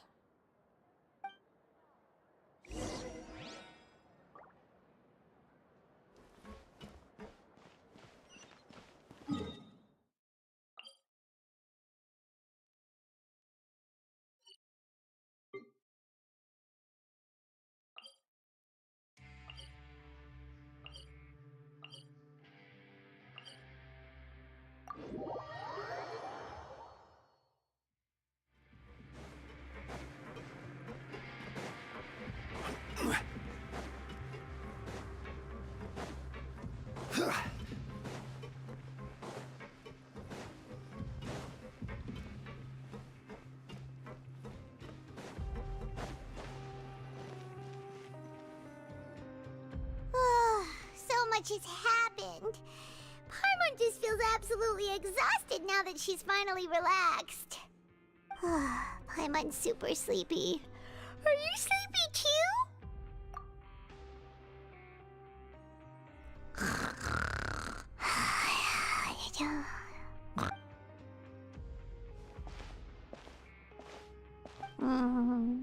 Delicious.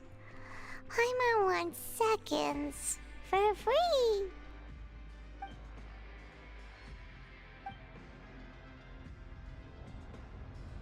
Out of my What happened? Why is everyone running? No idea, but something must have happened. Stop asking! Who's yelling? Paimon still wants to sleep.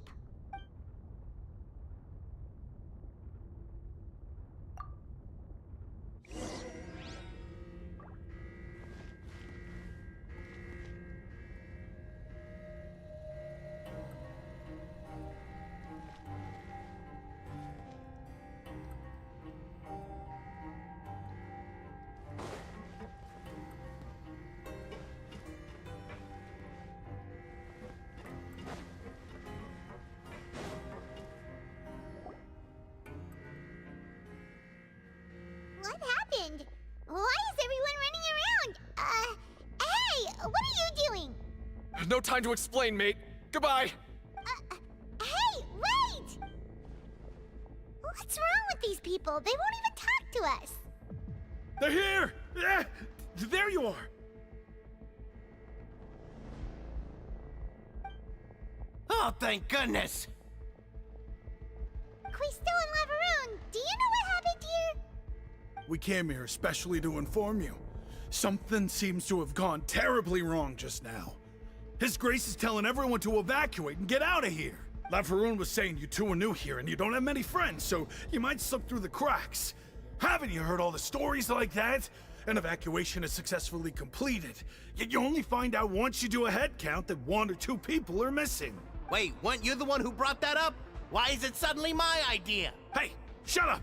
Okay, whatever. The point is, you should come with us. Yeah, he said to get as far away as possible, upwards and outwards.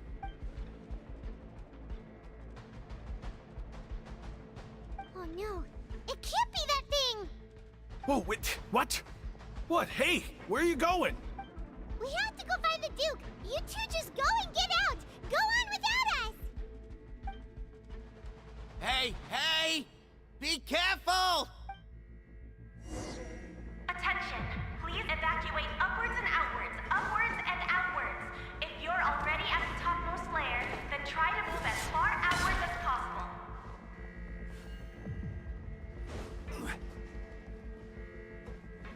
Attention! Please evacuate upwards and outwards, upwards...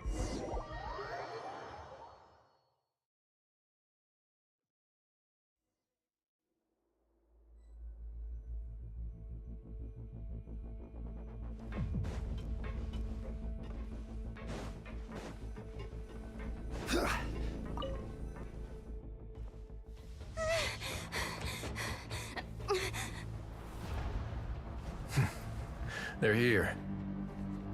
Just like I said. What happened?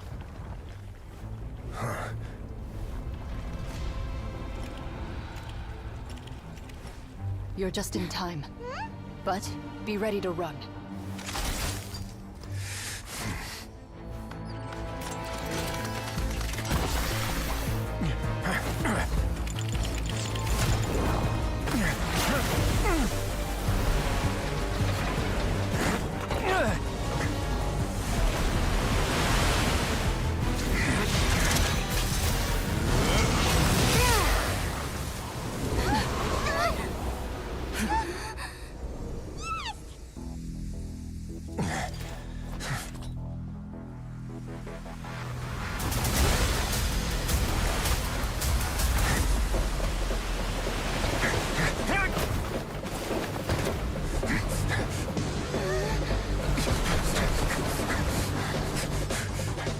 Three, 2, 1.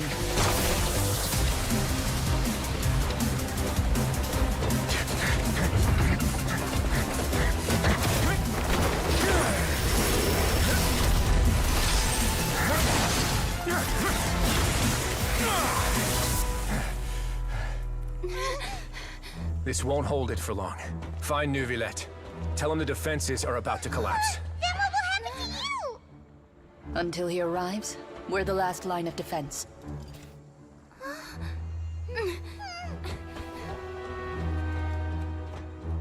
The gate. How long do you think it'll hold? That depends on us.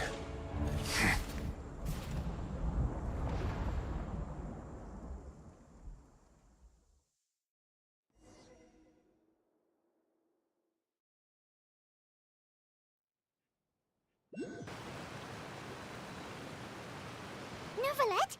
Why are you here? Traveler, I need you to head to the Opera House immediately. Farina will soon be meeting with the Knave there.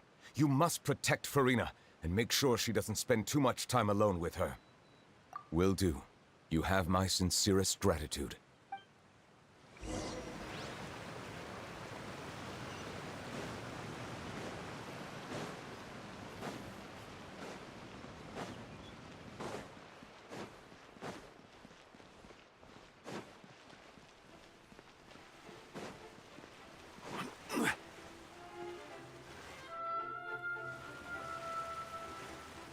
Look! There are a ton of Fatui and Palais Mermonia people over there! The Knave is probably here already. We need to hurry! Are you two the Traveler in Paimon? Monsieur Neuvillette has left instructions. Please follow me.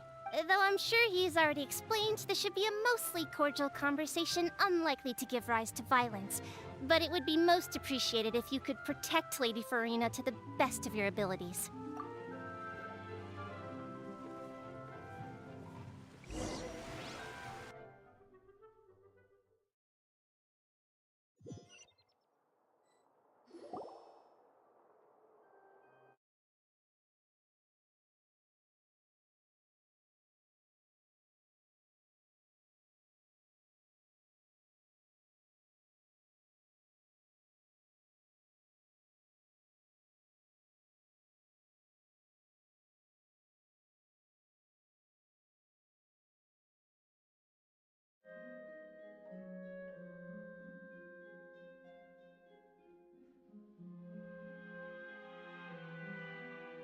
Of course, of course! How could they not attend a meeting such as this? I must always have 2 or more guests at my dessert table. Otherwise, the occasion would be too lonely and unbecoming of my station. It is my pleasure to make your acquaintance, Traveler. I have heard much of your accomplishments. I am the Knave, one of the 11 Fatui Harbingers.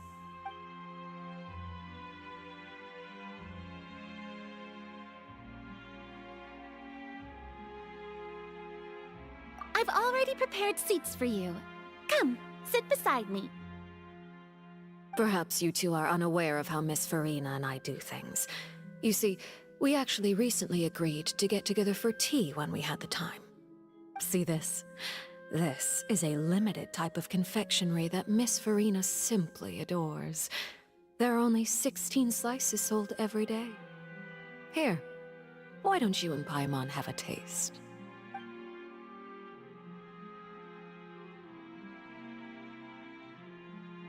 Traveler, what do you think of this cake? That's good to hear. So what Child said was on the mark after all. You do share a taste in desserts with Farina and I.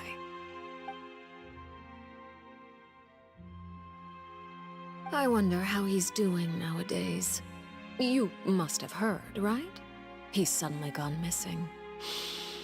I'm really worried about his safety, you know. Here's to hoping that he's an excellent swimmer. Since we're talking about him, I feel like I should add something. His martial prowess really looked certainly pretty impressive, yeah.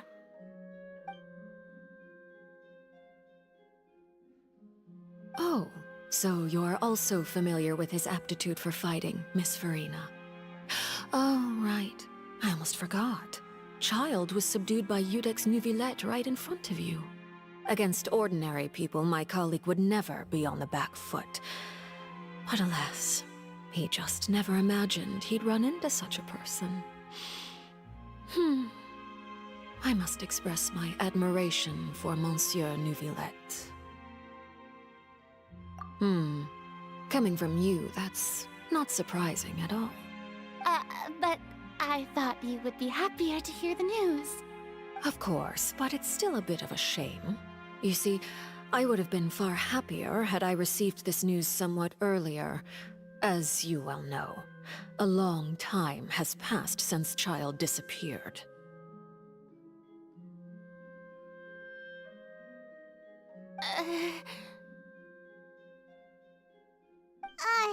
Well,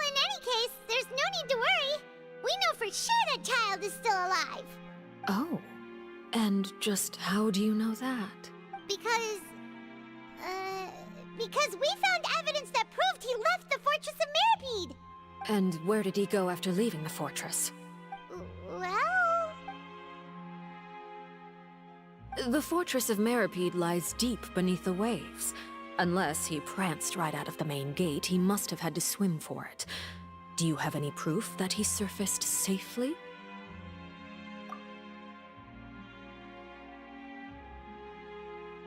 Ah, that is good news at least. His sister Tonya sent a letter to Fontaine not too long ago. Since he was unfortunately unavailable, I picked it up on his behalf. Do you have any idea how he usually writes back to his family? Dear Tonya, your letter made me feel like we were still enjoying our time in Snezhnaya together. I'm currently admiring the scenery on the streets in front of the Opera House. Is it something like that?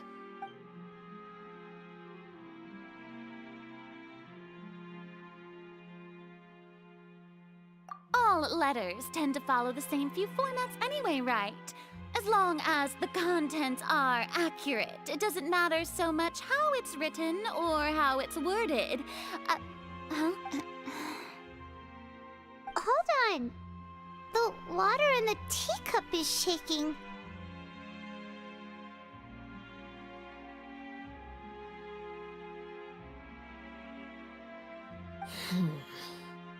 I suppose this is also a sign of things to come, Miss Furina.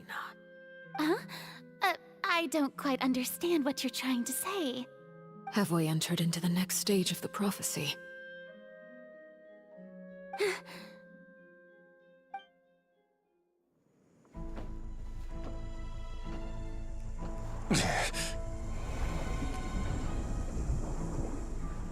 My thanks to you both.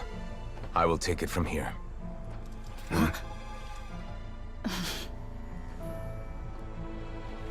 Sure you don't need a hand?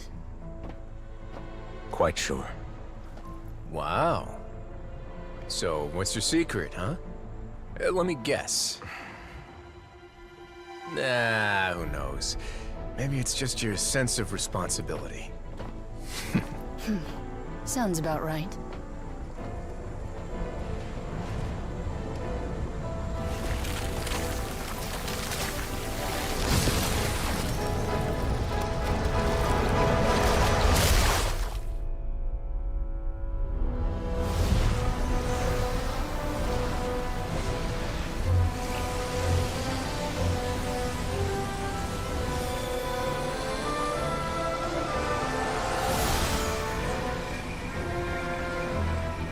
Day may come when the prophecy is fulfilled, and the waters burst forth. But it is not this day! This ancient power could easily obliterate an entire race. A tsunami of fury would unleash endless catastrophe.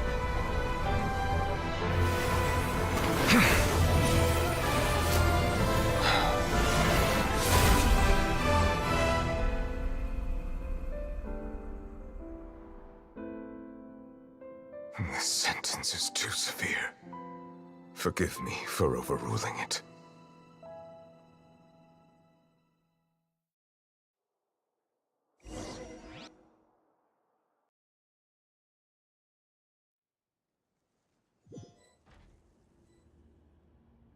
All right. Seems like the problem inside has been suppressed. Let me guess. We're safe for now. Indeed. But only for now. I win this bet. You owe me a present. Very well. It was indeed just as you said. You made a bet? We made a bet on the size of your entourage. Cloran thought you wouldn't come down by yourself. I figured you would have at least brought a few people along for appearance's sake. It appears I underestimated just how confidential the mission was. Shouldn't you have gotten used to confidential missions by now? That's just how the courts operate. So what gift must the loser give? Tea? He already has tons of tea in his office. I'm thinking about a set of legal codices. That wouldn't happen to be a dig at my lack of legal awareness, would it? Well, I'm sure His Grace doesn't consider the fortress to be outside the law. I was under the impression the residents of a place like this would be uninterested in the legal codices. That was obviously a joke.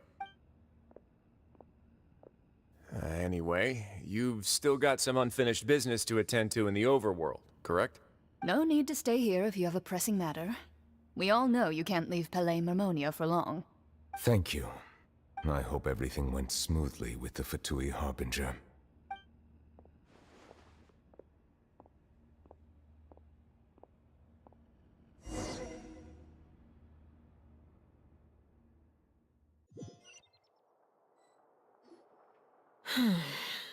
I must say, we've spent long enough playing house, Miss Farina.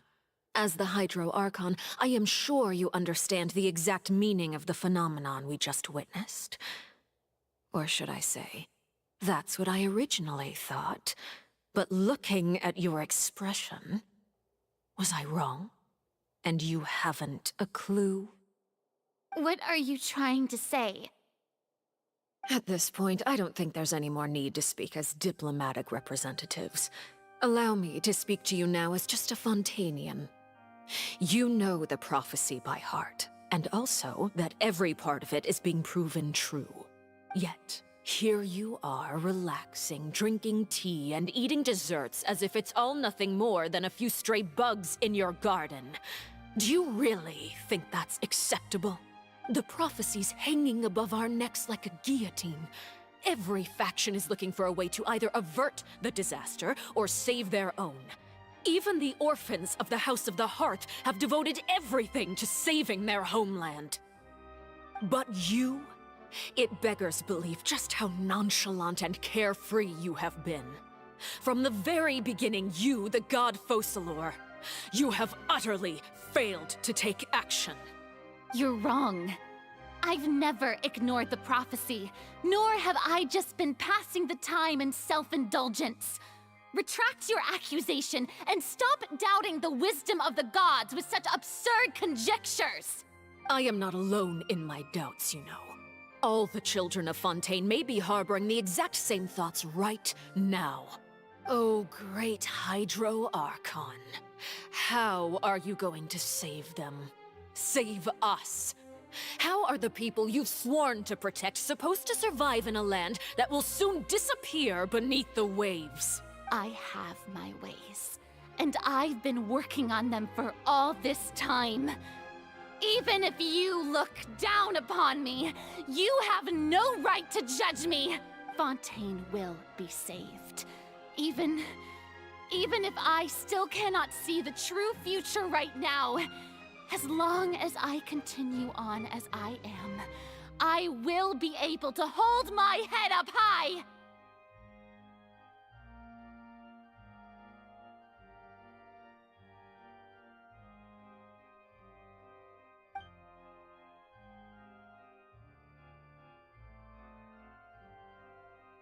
Then I ask you, Miss Farina, just what have you been working on? Where can we see it, and what is it doing to help?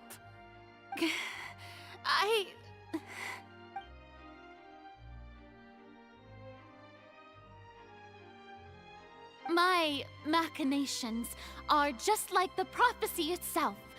They will only reveal themselves at the fated time.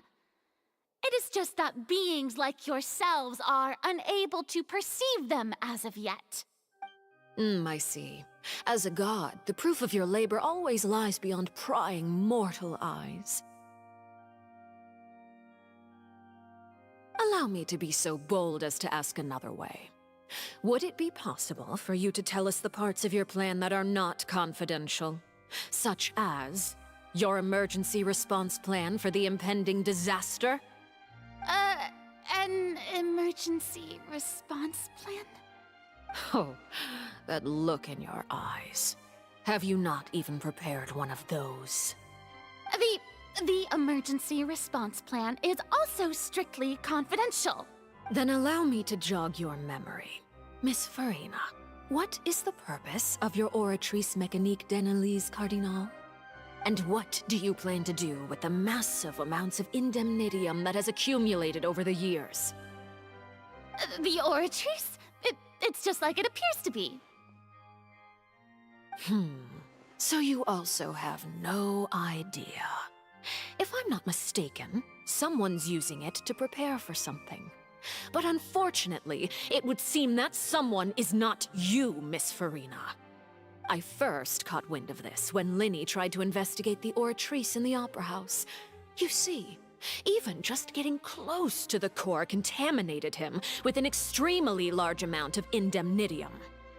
But even if that had nothing to do with you, then what could you possibly be working on, oh great Hydro Archon?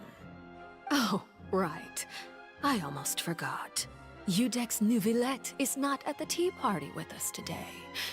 Miss Farina, I suppose you must have ordered him away to take care of some troublesome business. Yeah, yes, that's exactly right. Please keep it a secret for me. Of course I will.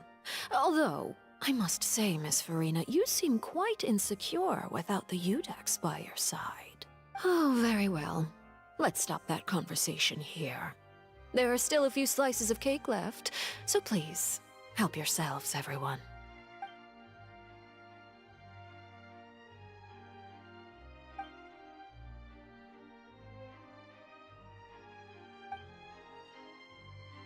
Traveler, I heard that you were recently commissioned to handle a few matters on behalf of the Udex. Why don't you take an extra slice of cake? Those who work hard deserve gratitude and praise. You too, Paimon. Thank you. Paimon will take you up on that offer.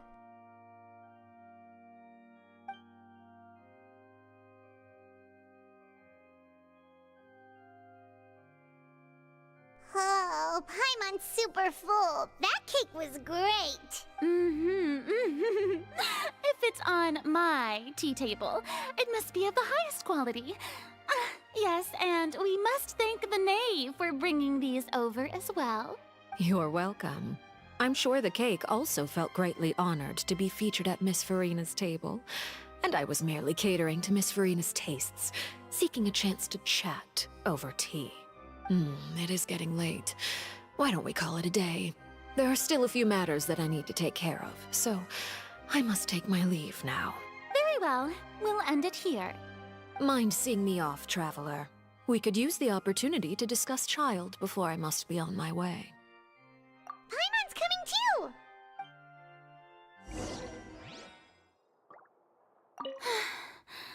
The tea party turned out to be even more difficult than I'd imagined. Why are you looking at me like that? Is something the matter? If there's nothing urgent, then I shall be retiring for now.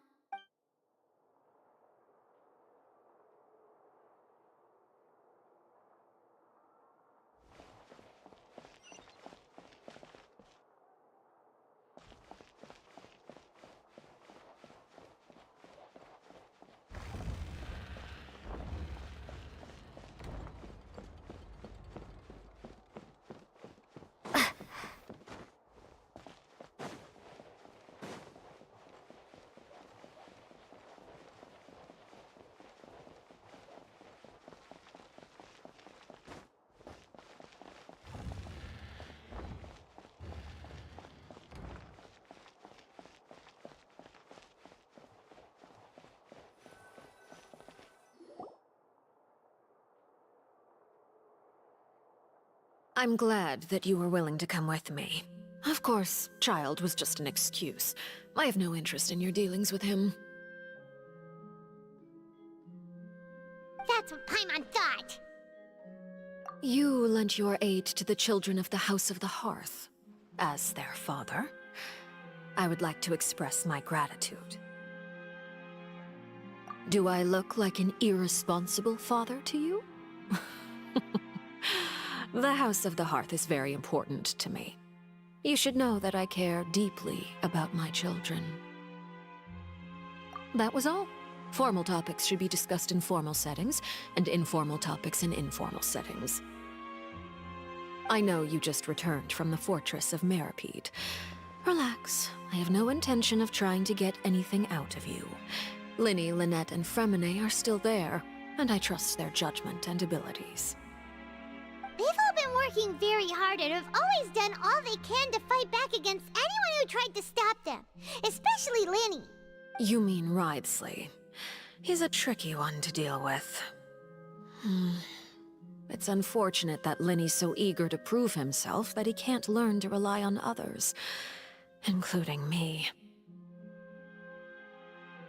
By the way, and you can just consider this a bit of idle gossip, but what's your impression of Furina?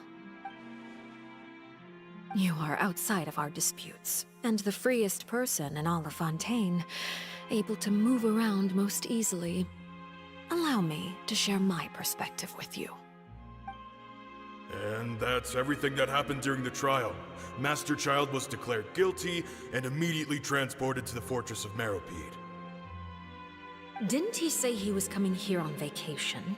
Does he not feel an ounce of shame for all the trouble he has caused?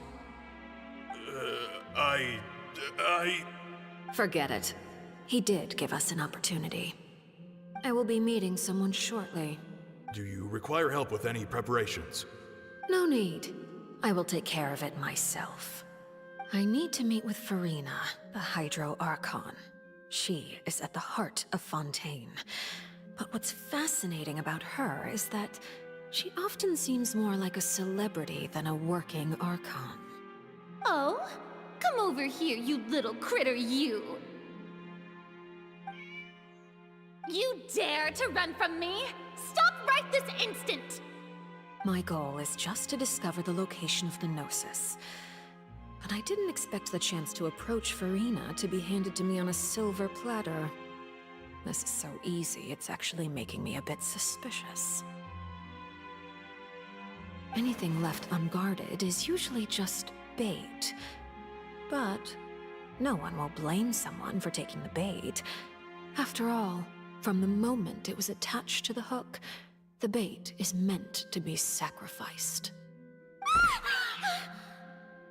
It's just as I guessed in the second before I struck. The Hydronosis is not currently held by the Archon. In fact, this Archon doesn't seem like a god at all.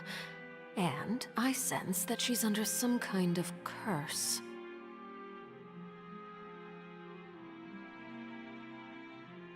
Who are you?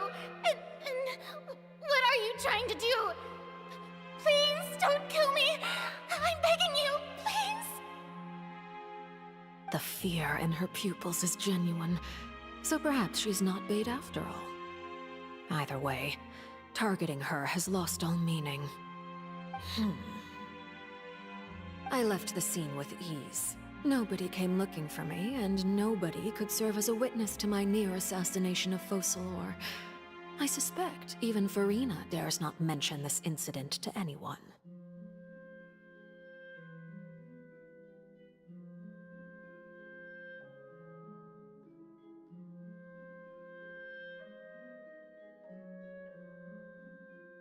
Not long after, my informants confirmed what I had guessed. After returning to her quarters, Furina quietly cried alone. She was so scared that she could not sleep that night, nor could she even bring herself to eat her cake.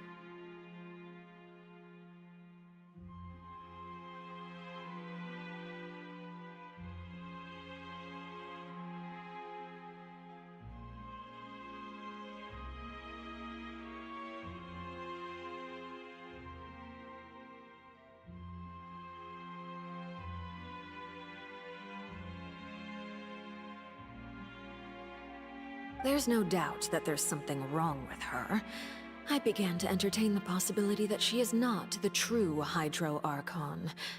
Perhaps Iudex Neuvillette is actually the genuine article. I have to find the Gnosis. If the Neuvillette hypothesis is correct, he is probably in possession of it. Alternatively, it might have been hidden in a place that's hard for ordinary people to access. Yes, Father. My dear children, please speak. News from the Fortress of Meripede. Master Child has gone missing. On top of that, the contacts and guards we bribed at the fortress have all gone quiet as well. Probably the handiwork of that Wriothesley. I'm afraid so. This is a good opportunity. The value of a Harbinger is much higher than most would imagine. We now have an excuse to exert diplomatic pressure on the Fontaine authorities. Set up a meeting for me. I would like to meet the Hydro Archon and Iudex Neuvillette. Oh, and I have an additional mission for you three. Yes, Father. Tartaglia's disappearance was not a part of my plan, but I can use it to make a breakthrough. With this as my excuse, I can ask for an official audience and continue my investigation of Furina and Iudex Neuvillette. The initiative belongs to the House of the Hearth. My wish to investigate the fortress of Meropide will be a front. Lenny and his group will be responsible for the actual intelligence gathering.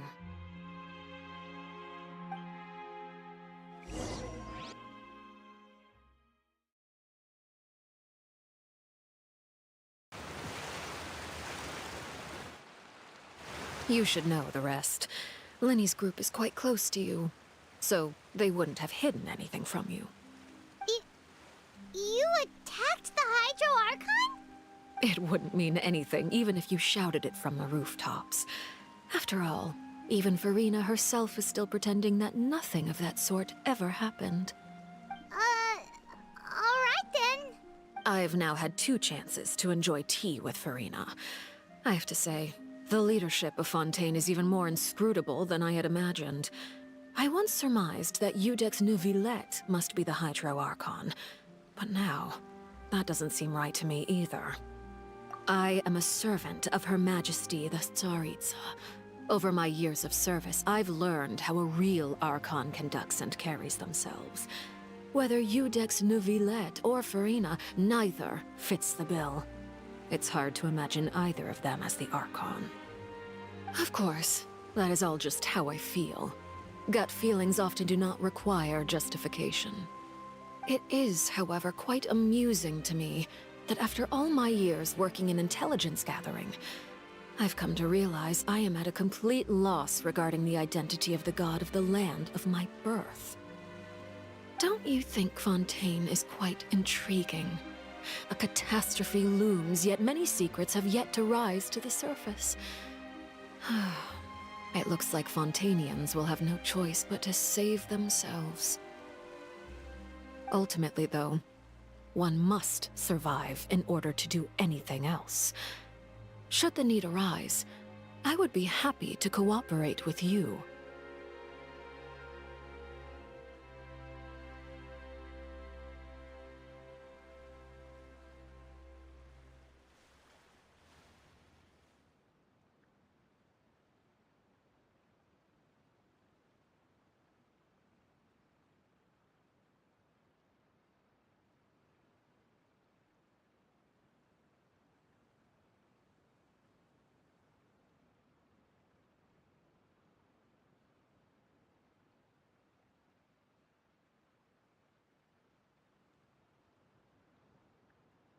You don't need to commit to anything right now, of course. I have a feeling that the situation will continue to evolve, and as your name is often connected with noble deeds, I'm sure we will work together someday. He certainly returned quickly. You must want to catch up with each other, so I'll leave you to him.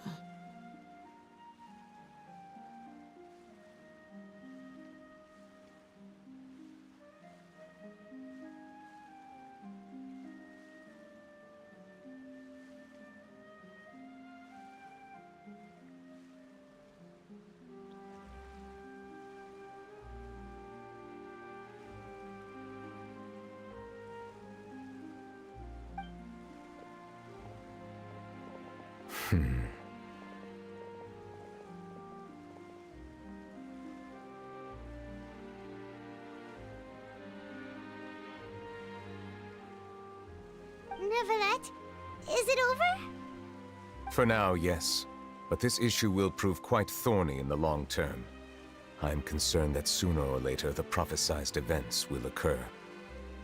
Thank you for protecting Furina.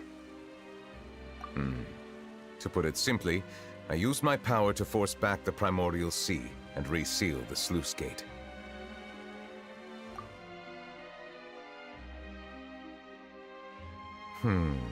So as expected, the Knave has turned up the pressure on Furina. She's trying to feel her out, though I'm still unsure as to her motives. Permission granted.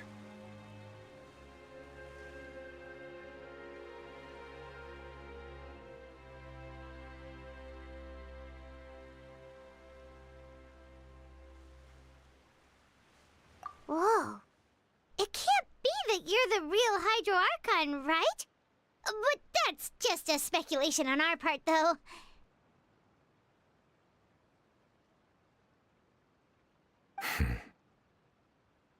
You can't tell us? Then that's okay. We can talk about something else. We won't try to force you. You guys in Fontaine are super strange. If by the phrase, you guys, you are referring to Furina and I, then although I'm not sure just what you are trying to imply, I must clarify that I do not share her positions on a multitude of topics.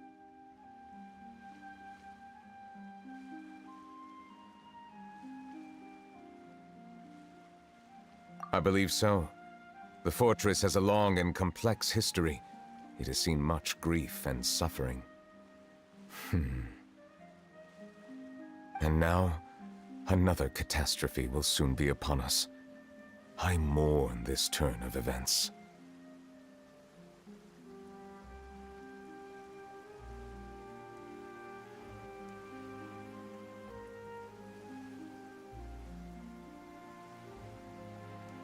Huh? Why is it raining all of a sudden?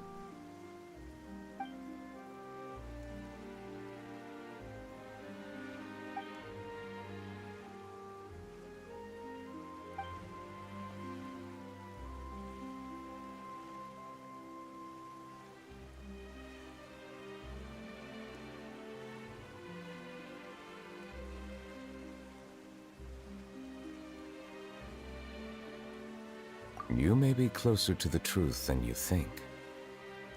Oh? And what are you thinking?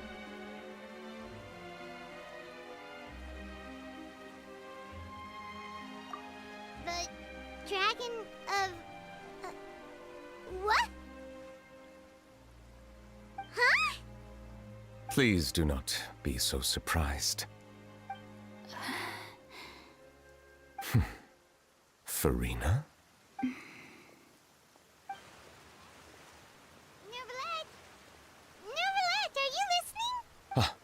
My apologies.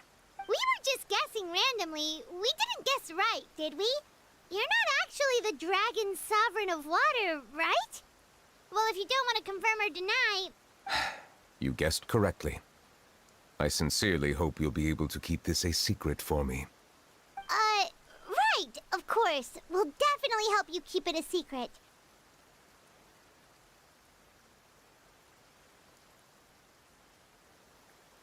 There's still something Paimon wants to ask you, though.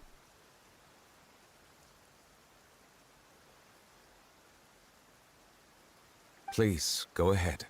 Well, if you are the Dragon Sovereign of Water, and you were able to force back the Primordial Sea from the fortress, then since Fontaine's prophecy is all about seawater, couldn't you just use your power to solve the crisis?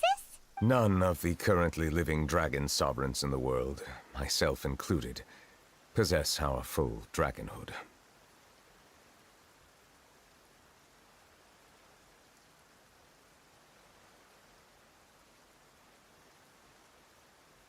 They say that when the first usurper arrived on Teyvat, they seized a part of the dragon's power. Today, that stolen power is the basis of the Archon's authorities.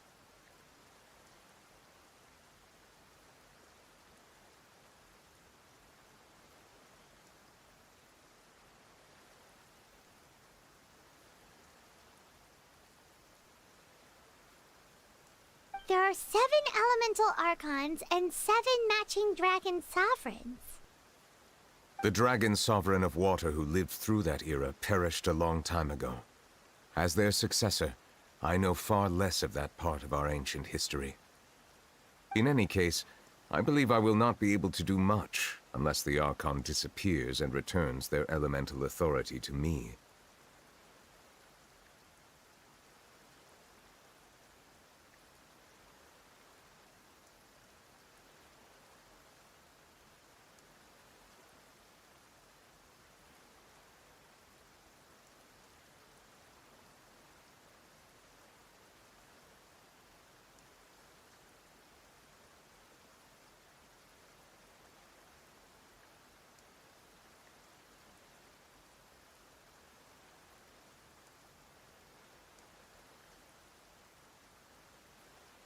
Given the status quo, however, I would recommend finding another way to deal with the prophecy.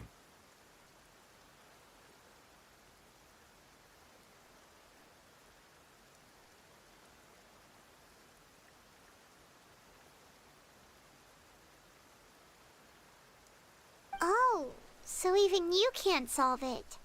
I still have some urgent matters to attend to at my office. If you have any more questions regarding ancient history, you are welcome to discuss them with me at a later time.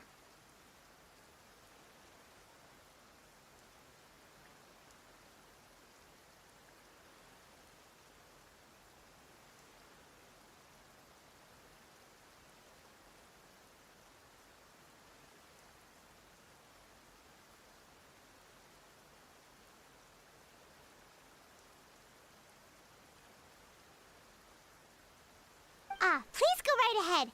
There's a place that Paimon wants to go too. Traveler, why don't we pay another visit to the Fortress of Meropide? Paimon is a little worried. We'll see you another time. Take care.